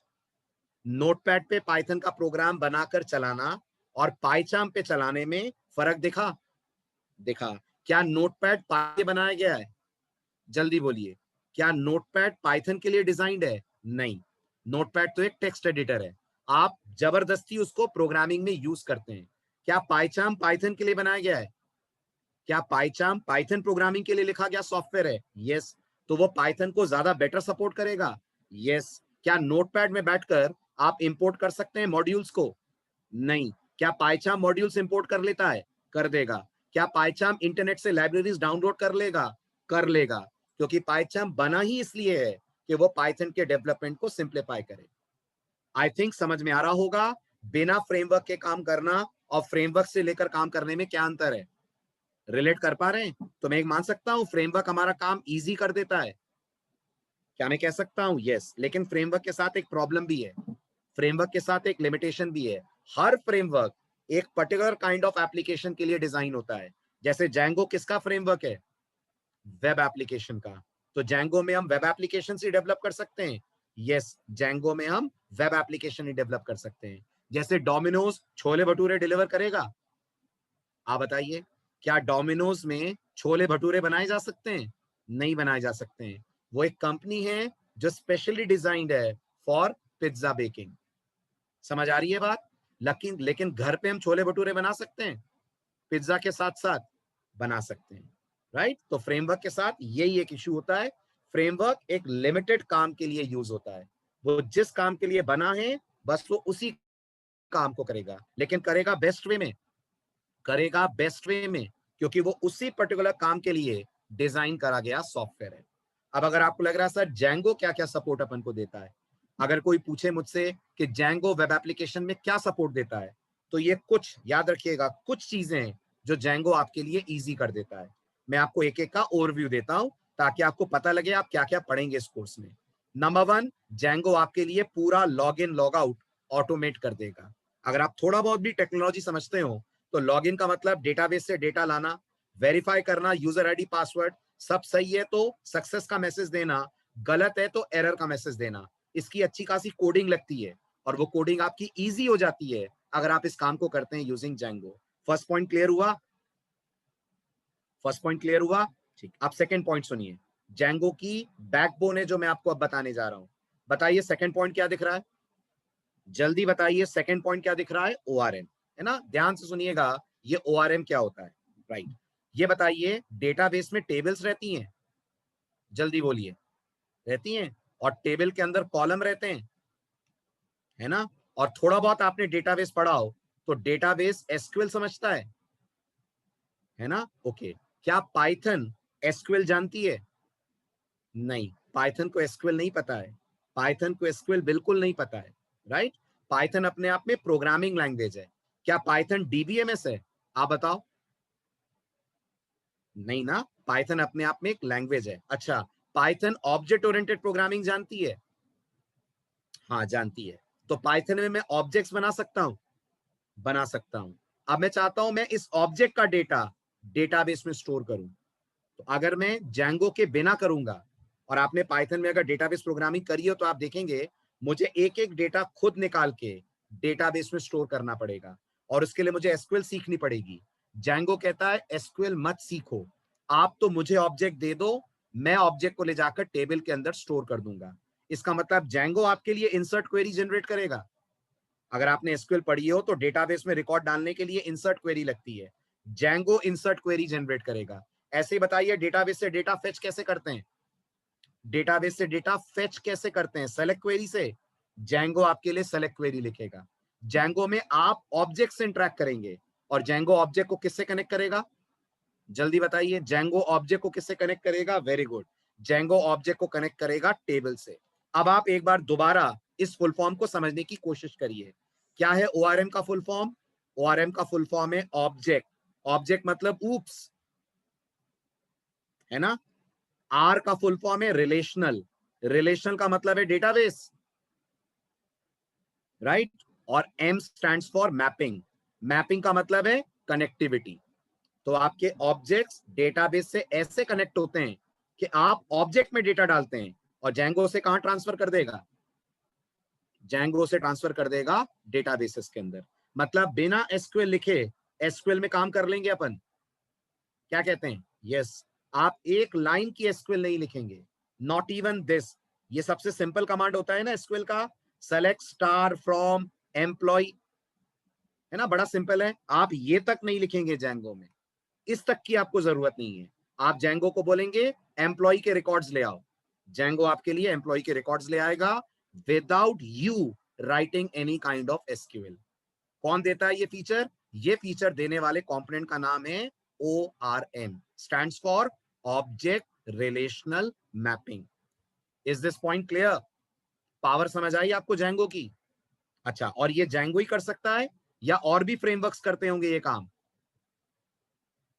ये Django की ही पावर है या और भी फ्रेमवर्क्स करते होंगे? शाबाश, सभी करते हैं, सभी करते हैं ये काम। हर वो सॉफ्टवेयर जो कहता है कि वो फ्रेमवर्क है, वो आपको ये फैसिलिटीज देगा। जैसे आपने अगर जावा करी हो तो हाइबरनेट का नाम सुना है? अगर जावा के बैकग्राउंड से आप हैं तो आपने हाइबरनेट का नाम सुना होगा। हाइबरनेट भी यही करता है। हाइबरनेट क्या है? हाइबरनेट भी ORM फ्रेमवर्क है। आ रही है बात समझ? पॉइंट क्लियर हुआ? तो Django आपको इस तरीके से डेटाबेस से इंटरैक्ट सिंपल तरीके से करने को देता है। नेक्स्ट, Django के पास HTML के टेम्पलेट्स हैं। टेम्पलेट्स का मतलब समझते हैं? टेम्पलेट वर्ड का मतलब समझते हैं? बने बनाए डॉक्यूमेंट्स हैं। बने बनाए डॉक्यूमेंट्स हैं, बिल्कुल बॉयलर प्लेट कोड है। आप Django को बोलिए टेबल जनरेट करनी है, Django आपके लिए टेबल, TR, TD सब जनरेट करके दे देगा। आप Django को बोलिए टेक्स्ट बॉक्स बनाना है। अगर आपने थोड़ी बहुत HTML पढ़ी हो तो HTML में टेक्स्ट बॉक्स इनपुट टैग से बनता है, बताइए, बनता है? आप Django में इनपुट टैग नहीं लिखेंगे, आप Django को बोलेंगे क्लास के स्टाइल में टेक्स्ट बॉक्स बनाओ, तो Django आपके लिए टेक्स्ट बॉक्स बना के दे देगा। इसका मतलब Django आपके लिए जैसे SQL को ऑटोमेट कर देगा, ऐसे HTML भी ऑटोमेट कर देगा। यस, HTML भी आपके लिए ऑटोमेट कर देगा, राइट? इसके लिए Django यूज करता है something which is called as templating. ऐसे ही यूजर जब आपको इनपुट देता है HTML में, तो फॉर्म में देता है, क्या लग रहा है आपको? देता है। Django आपके लिए वो फॉर्म भी जनरेट कर देगा। नॉर्मली आपने अगर HTML सीखी हो तो फॉर्म टैग के लिए फॉर्म टैग यूज होता है, फॉर्म बनाने के लिए ये फॉर्म टैग लगाते हैं। Django कहता है ये भी लगाने की जरूरत नहीं है, मैं आपके लिए खुद फॉर्म प्रोड्यूस कर दूंगा जिसमें यूजर डेटा फिल कर देगा। तो नोटिस करिए, ये सारी चीजें एक ही तरफ इशारा कर रही हैं कि Django आपका काम इजी कर देता है। That is the power of frameworks and that is the power of Django framework. इसलिए सोचिए कंपनीज क्यों फ्रेमवर्क की नॉलेज प्रेफर करती हैं, क्योंकि कंपनी नहीं चाहती ना, जो काम इजी वे में हो सकता है, ऑटोमेटेड हो सकता है, उसके लिए जबरदस्ती बैठ के कोडिंग की जाए। सही कह रहा हूं? आप एग्री करते हैं? That is why rather than being a web developer, you should become a framework based web developer, जो फ्रेमवर्क यूज करके web development, full stack web development करना जानता हो। आई बात समझ? इसलिए सीखनी है क्योंकि फ्रंट एंड कौन बनाएगा? हर चीज नहीं करेगा ना आकाश, राइट? जब Django आपके लिए कुछ जनरेट करेगा तो आप उसे कस्टमाइज करोगे कि नहीं? नहीं प्रतीक, Django से मोबाइल डेवलपमेंट पॉसिबल नहीं है। मोबाइल डेवलपमेंट तो पाइथन में भी उतना ज्यादा पावरफुल नहीं है। आपको अगर याद हो तो पाइथन ने मोबाइल डेवलपमेंट के लिए एक दूसरा फ्रेमवर्क दिया है ना, कीवी के नाम से। सुना है आपने इसका नाम? तो अगर आपको पाइथन में मोबाइल डेवलपमेंट करना है तो कीवी पढ़ना पड़ेगा आपको, लेकिन ये बिल्कुल ना के बराबर पॉपुलर है। अगर आपको लग रहा है सर मेरा एम तो मोबाइल ऐप डेवलपमेंट है, तो फिर Django की तरफ मत आइए, तो फिर जाइए टुवर्ड्स एंड्रॉइड, जाइए towards React JS. Yes yes Dhruv, Amazon ने दो चीजें बनाई हैं, उनकी वेब एप्लीकेशन भी है, उनकी मोबाइल ऐप भी है। बिल्कुल सही कह रहे हैं, बिल्कुल सही। फेसबुक ने भी दो बनाई हैं, क्या कहते हैं? हाँ, फेसबुक में भी दो है। एक फेसबुक ऐप है जो आपको प्ले स्टोर पे मिलती है, एक फेसबुक की वेब एप्लीकेशन है जो आप इंटरनेट से एक्सेस करते हैं। हाँ, रिएक्ट जेएस से ऐप बना सकते हैं, बिल्कुल बिल्कुल बना सकते हैं। रिएक्ट जेएस आपको हाइब्रिड ऐप बना के देगी। हाइब्रिड समझते हैं? एक ऐसी ऐप जो एंड्रॉइड में भी चल जाएगी, आईओएस पे भी चल जाएगी, राइट? हाँ, क्रॉस प्लेटफॉर्म। ठीक है, आगे बढ़े, चलिए नेक्स्ट। अब आता है Django की हिस्ट्री। Django कब बनी, Django किसने बनाई, कहां से Django प्रोड्यूस हुआ? तो Django कब बना के जवाब है, Django 2003 के अंदर लॉन्च करा गया था। Django ऐसा फ्रेमवर्क था जो 2003 में लॉन्च हुआ, राइट? कहां पे लॉन्च हुआ? एक न्यूज़पेपर के ऑफिस में लॉन्च हुआ। कौन सा न्यूज़पेपर? Lawrence general. ये पर्टिकुलर न्यूज़पेपर के लोगों ने Django को डिजाइन करा था अपने न्यूज़पेपर की वेब एप्लीकेशन बनाने के लिए। ठीक है, उसके बाद इन्होंने 2005 में Django को as an open source project पूरी पब्लिकली अवेलेबल करा दिया, और 2005 से लेकर आज 2020 तक कितने साल हो गए? जल्दी बताइए, कितने साल बीत गए? 15। इन 15 सालों में Django अपने आप को एक टॉप फ्रेमवर्क के तौर पे मार्केट में कर चुका है एस्टैब्लिश। यानी शुरुआत न्यूज़पेपर ऑफिस से हुई थी। आज की डेट में आप नोटिस करिए, दुनिया की कई टॉप कंपनीज आपको यूज करती हुई दिखेंगी Django as a web application development framework. Fine, Django बनाया किसने? पाइथन किसने बनाई? Everyone please respond, developer of Python. Very good, Guido van Rossum. Django दो लोगों ने मिलकर डेवलप करा है। कौन दो लोग? एक का नाम है मिस्टर एड्रियन हॉलोवेटी, दूसरा का नाम है मिस्टर साइमन विलिसन। ये दो लोगों ने Django को करा है डिजाइन। ये दो लोगों की तरफ से Django फ्रेमवर्क डिजाइन करा गया था, राइट? बड़ा इंटरेस्टिंग है, Django का नाम Django कैसे पड़ा? तो आपको याद है ये इन दोनों की पिक्स? आपको याद है पाइथन का नाम पाइथन कैसे पड़ा? Do you remember? पाइथन का नाम एक कॉमेडी सीरियल के ऊपर बेस्ड था, है ना, बिल्कुल मॉन्टी पाइथन सर्कस, राइट। बिल्कुल ऐसे जेंगो का नाम भी ऐसा ही कुछ इंस्पायर्ड है। इन दोनों बंदों को फ्रेंच गिटारिस्ट एक हैं, वो बहुत पसंद थे। क्या नाम है उन फ्रेंच गिटारिस्ट का? उन फ्रेंच गिटारिस्ट का नाम है जेंगो रेनार्ड। तो जेंगो नाम इन गिटारिस्ट के नाम के पीछे पड़ा है। क्यों? क्योंकि जो जेंगो के डेवलपर्स हैं उनको ये पर्टिकुलर गिटारिस्ट और इनके म्यूजिक बहुत पसंद है। कौन? मिस्टर साइमन विलिंसन और मिस्टर होलोबर्टी। इन दोनों को जेंगो रेनार्ड बहुत पसंद है, ये इनके फेवरेट आर्टिस्ट हैं। और अपने फेवरेट आर्टिस्ट के सरनेम पे इन्होंने अपनी टेक्नोलॉजी, अपने फ्रेमवर्क का नाम रखा है।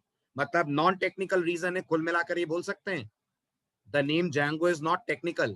Yes, the name Django is totally non-technical. It's the name inspired by the name of a French guitarist whose name is Mr. Django Reinhardt. Right? तो मिस्टर होलोवेटी और विलिसन इनके बहुत बड़े फैन हैं और अपने फेवरेट आर्टिस्ट को अपनी तरफ से आप कह लीजिए रिस्पेक्ट देने के लिए इन्होंने अपनी टेक्नोलॉजी का नाम रखा जेंगो। आज 2020 में जेंगो कहाँ स्टैंड कर रहा है? तो आज जेंगो को हैंडल जेंगो सॉफ्टवेयर फाउंडेशन करती है। पाइथन को कौन हैंडल करता है? पीएसएफ। Very good. जैसे पाइथन को हैंडल पीएसएफ करती है, ऐसे जेंगो को हैंडल डीएसएफ कर रहा है, that is Django software foundation. ये जेंगो को हैंडल करने का काम करता है। आज की डेट में जेंगो के 1000 से ज्यादा कंट्रीब्यूटर्स हैं। जेंगो के 15 से ज्यादा मार्केट में रिलीज आ चुके हैं। अभी लेटेस्ट रिलीज 1 अक्टूबर को लॉन्च हुआ है। जेंगो का लेटेस्ट वर्जन 1 अक्टूबर को आया है एंड दैट इज 3.1.2। आई बात समझ में? JEE एंड जेंगो में मार्केट में किसकी डिमांड ज्यादा है? वो प्रोजेक्ट पे डिपेंड करता है निखिल। आप ऐसा नहीं बोल सकते कि कौन सा डिमांड में है। That all depends on the kind of project. जिस तरीके का प्रोजेक्ट है उस तरीके का फ्रेमवर्क यूज करते हैं। अगर प्रोजेक्ट बहुत सिक्योर्ड वे में बनाना है, अगर प्रोजेक्ट ऐसा बनाना है क्योंकि बैंकिंग एप्लीकेशन उसमें इन्वॉल्व है, तो वो डेफिनेटली जावा पे बनेगा। बट अगर आपको कोई ई कॉमर्स साइट बनानी है, कोई सोशल मीडिया साइट बनानी है, एजुकेशनल वेबसाइट बनानी है, तो आप इजीली उसे बना सकते हैं यूजिंग जेंगो। आई बात समझ?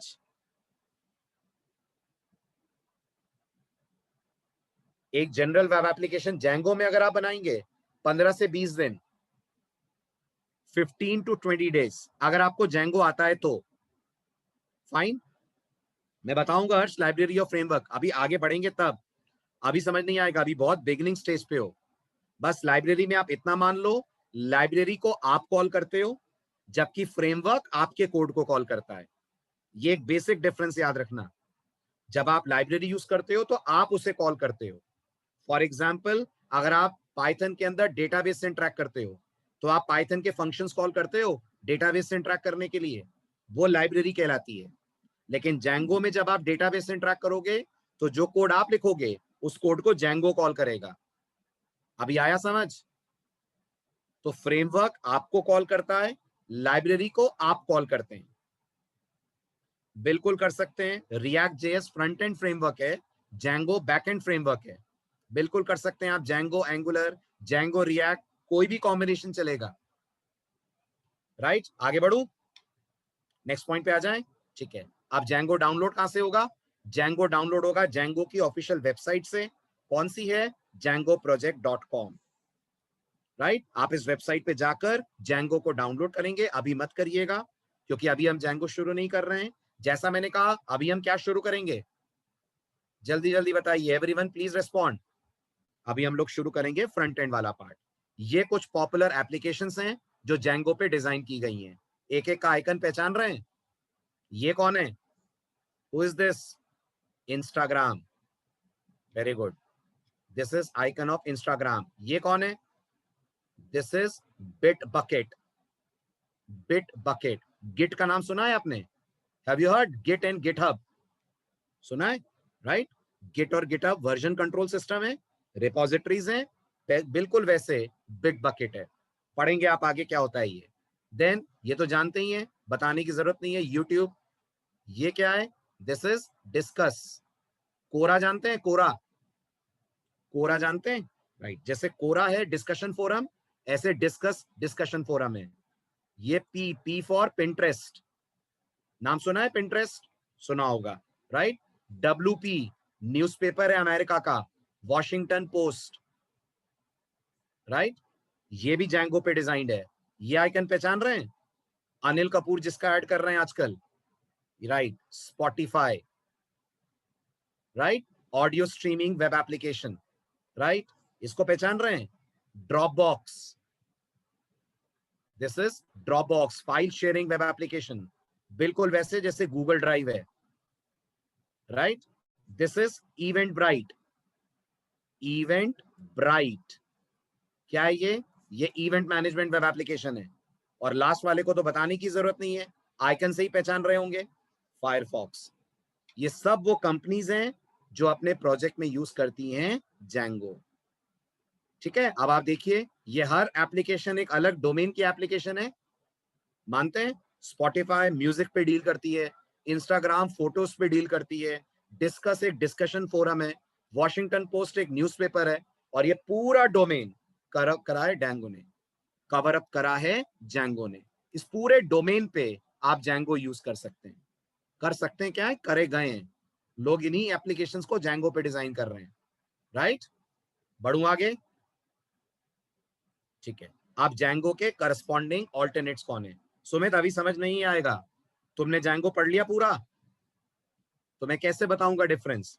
जब तक जैंगो की पावर्स नहीं पढ़ेंगे तब तक कैसे पता चलेगा? तो जो तुमने सवाल पूछे लास्ट में डिस्कस होंगे, अभी कुछ समझ नहीं आएगा तुमको। यूआरएल राउटिंग फ्लास्क के अंदर जैंगो से कम पावरफुल है, बताओ समझ आया मैंने क्या बोला? नहीं समझ में आया होगा, यूआरएल राउटिंग ये नहीं पता है क्या है, पढ़ेंगे आगे, ये थोड़ा हाई लेवल क्वेश्चन है, ये अभी समझ नहीं आएगा आपको। बस इतना सुन लीजिए, जैंगो के ऑल्टरनेट फ्रेमवर्क्स कौन कौन से हैं? जैंगो के ऑल्टरनेट फ्रेमवर्क चेरी पाई है, बॉटल है, लेकिन मैं एक बात की गारंटी ले रहा हूं, ये जितने फ्रेमवर्क हैं ये सब जैंगो के कंपैरिजन में कम पॉपुलर हैं, कम पावरफुल हैं। जैसे आपने शायद फ्लास्क का नाम सुना होगा, सुना है? ये बहुत ही लाइट वेट फ्रेमवर्क है और बहुत लाइट एप्लीकेशंस को हैंडल करता है। लाइट एप्लीकेशन समझ रहे हैं, जिसपे ज्यादा यूजर ट्रैफिक ना हो। अगर आप बहुत हैवी यूजर ट्रैफिक की एप्लीकेशन बना रहे हैं तो जैंगो इज नंबर 1 फ्रेमवर्क। ये जितने भी फ्रेमवर्क हैं आधे से ज्यादा तो मार्केट में इतने पॉपुलर नहीं है, लोग जानते नहीं है उनके बारे में, इसलिए मैक्सिमम लोग अगर पाइथन पढ़ते हैं तो अगला फ्रेमवर्क जो उनके दिमाग में आता है वो एक ही फ्रेमवर्क आता है, and that is Django framework. आ रही है बात समझ? पॉइंट क्लियर हुआ? तो आपको बस बताना था जैंगो के ऑल्टरनेट्स कौन है, इसलिए मैंने ये सारों के नाम आपके सामने रखे हैं। बाकी डजंट मैटर, आप इनको सब सीखें, इन सब का कॉम्बिनेशन आपको जैंगो के अंदर मिल जाएगा। आई बात समझ?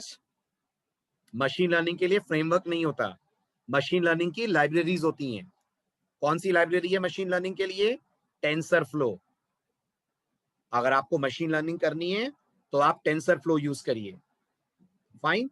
हाँ, ये सारे पाइथन के फ्रेमवर्क्स हैं अरविंद, ये जितने भी दिख रहे हैं सब पाइथन के फ्रेमवर्क्स हैं, राइट।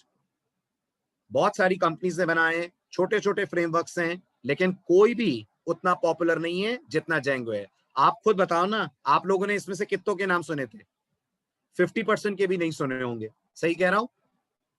ये जितने दिख रहे हैं इसमें से 50% के नाम भी नहीं सुने होंगे आपने, राइट। वो मार्केट को इतना जबरदस्त तरीके से कैप्चर कर चुका है, इन फ्रेमवर्क्स को कोई यूज नहीं करता, ना के बराबर ये पॉपुलराइज है, ठीक है। बात क्लियर? आगे बढ़ू? चलिए अब आ जाते हैं नॉन टेक्निकल पार्ट पे, क्या क्या इस कोर्स में हम लोग कवर अप करने वाले हैं।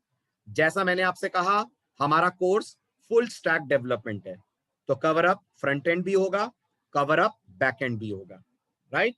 शुरुआत हम फ्रंट एंड से करेंगे, क्योंकि जब तक आपको HTML नहीं आएगी, CSS नहीं आएगी, तब तक आप जैंगो में कोड नहीं लिख पाएंगे, राइट। तो हमारा पहला पार्ट जो कवर अप होगा वो होगा HTML, CSS, JavaScript, jQuery, Ajax, bootstrap. ऐसा नहीं है कि पूरा फ्रंट एंड करके हम बैक एंड पे आएंगे, याद रखिएगा जैसे ही इन तीनों पे हम पहुंचेंगे, कवर अप करेंगे, पैरेलली हम बैक एंड स्टार्ट कर देंगे। ये समझ आ रही है बात? बट एकदम पहले दिन से नहीं, डे 1 से नहीं कर सकते, क्योंकि अगर आपको मैं कहूंगा जैंगो में हेलो लिखने का प्रोग्राम बनाओ, नॉर्मली पहला प्रोग्राम हेलो होता है ना, हर लैंग्वेज का, हर टेक्नोलॉजी का, हेलो यूजर। आप जैंगो में हेलो यूजर भी नहीं लिख पाएंगे अगर आपको HTML की नॉलेज नहीं है तो आपको पहले HTML CSS कम से कम करनी पड़ेगी, जावास्क्रिप्ट के बेसिक्स करने पड़ेंगे, और तब अपन पैरेलली सीख सकते हैं जैंगो वाला पार्ट। बस इतना मान लीजिए, ये सर्वर साइड वाला पार्ट होगा, ये सर्वर साइड है, और ये लेफ्ट पे जो दिख रहा है ये कहां काम करेगा, जल्दी बोलिए, ये काम करेगा क्लाइंट साइड पे। वेरी गुड, लेफ्ट वाला पार्ट फ्रंट एंड है, राइट वाला पार्ट बैक एंड है। समझ आ रही है पूरी बात, राइट? ये सब के बाद, जैसा हर कोर्स में है, आपके कोर्स के साथ भी है, after doing all this you will be guided with the base of a project. इन सब के बाद फाइनली एक प्रोजेक्ट होगा। ओवरऑल ड्यूरेशन कोर्स का ऑन एन एवरेज में बता रहा हूं 45 से 50 आवर्स होगा। बाकी आपकी ग्रास्पिंग पावर पे, आपकी अंडरस्टैंडिंग पे चीजें डिपेंड करेंगी। समझ आया? पॉइंट क्लियर हुआ?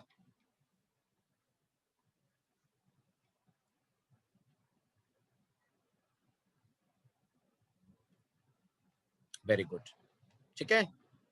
अब आपके कोर्स का शेड्यूल बता दूं आपको, ये आपके कोर्स का शेड्यूल है, राइट? नेक्स्ट क्लास आपकी 27th यानी ट्यूसडे को है, इवनिंग 8 PM। ठीक है, क्या पढ़ेंगे अपन? टॉपिक स्टार्ट करेंगे अपन HTML। एक महीने तक आपका ये फ्रंट एंड वाला पार्ट चलेगा, उसके बाद we can begin with back end. Is this clear?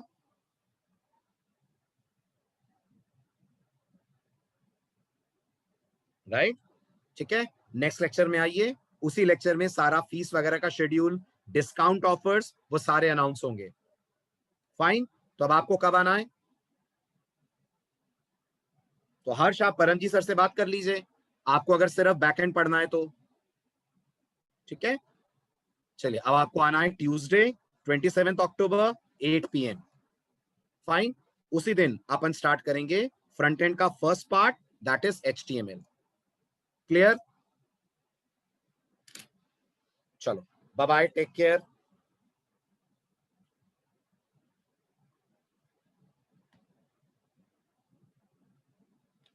Data structure with Python November में लॉन्च होगा।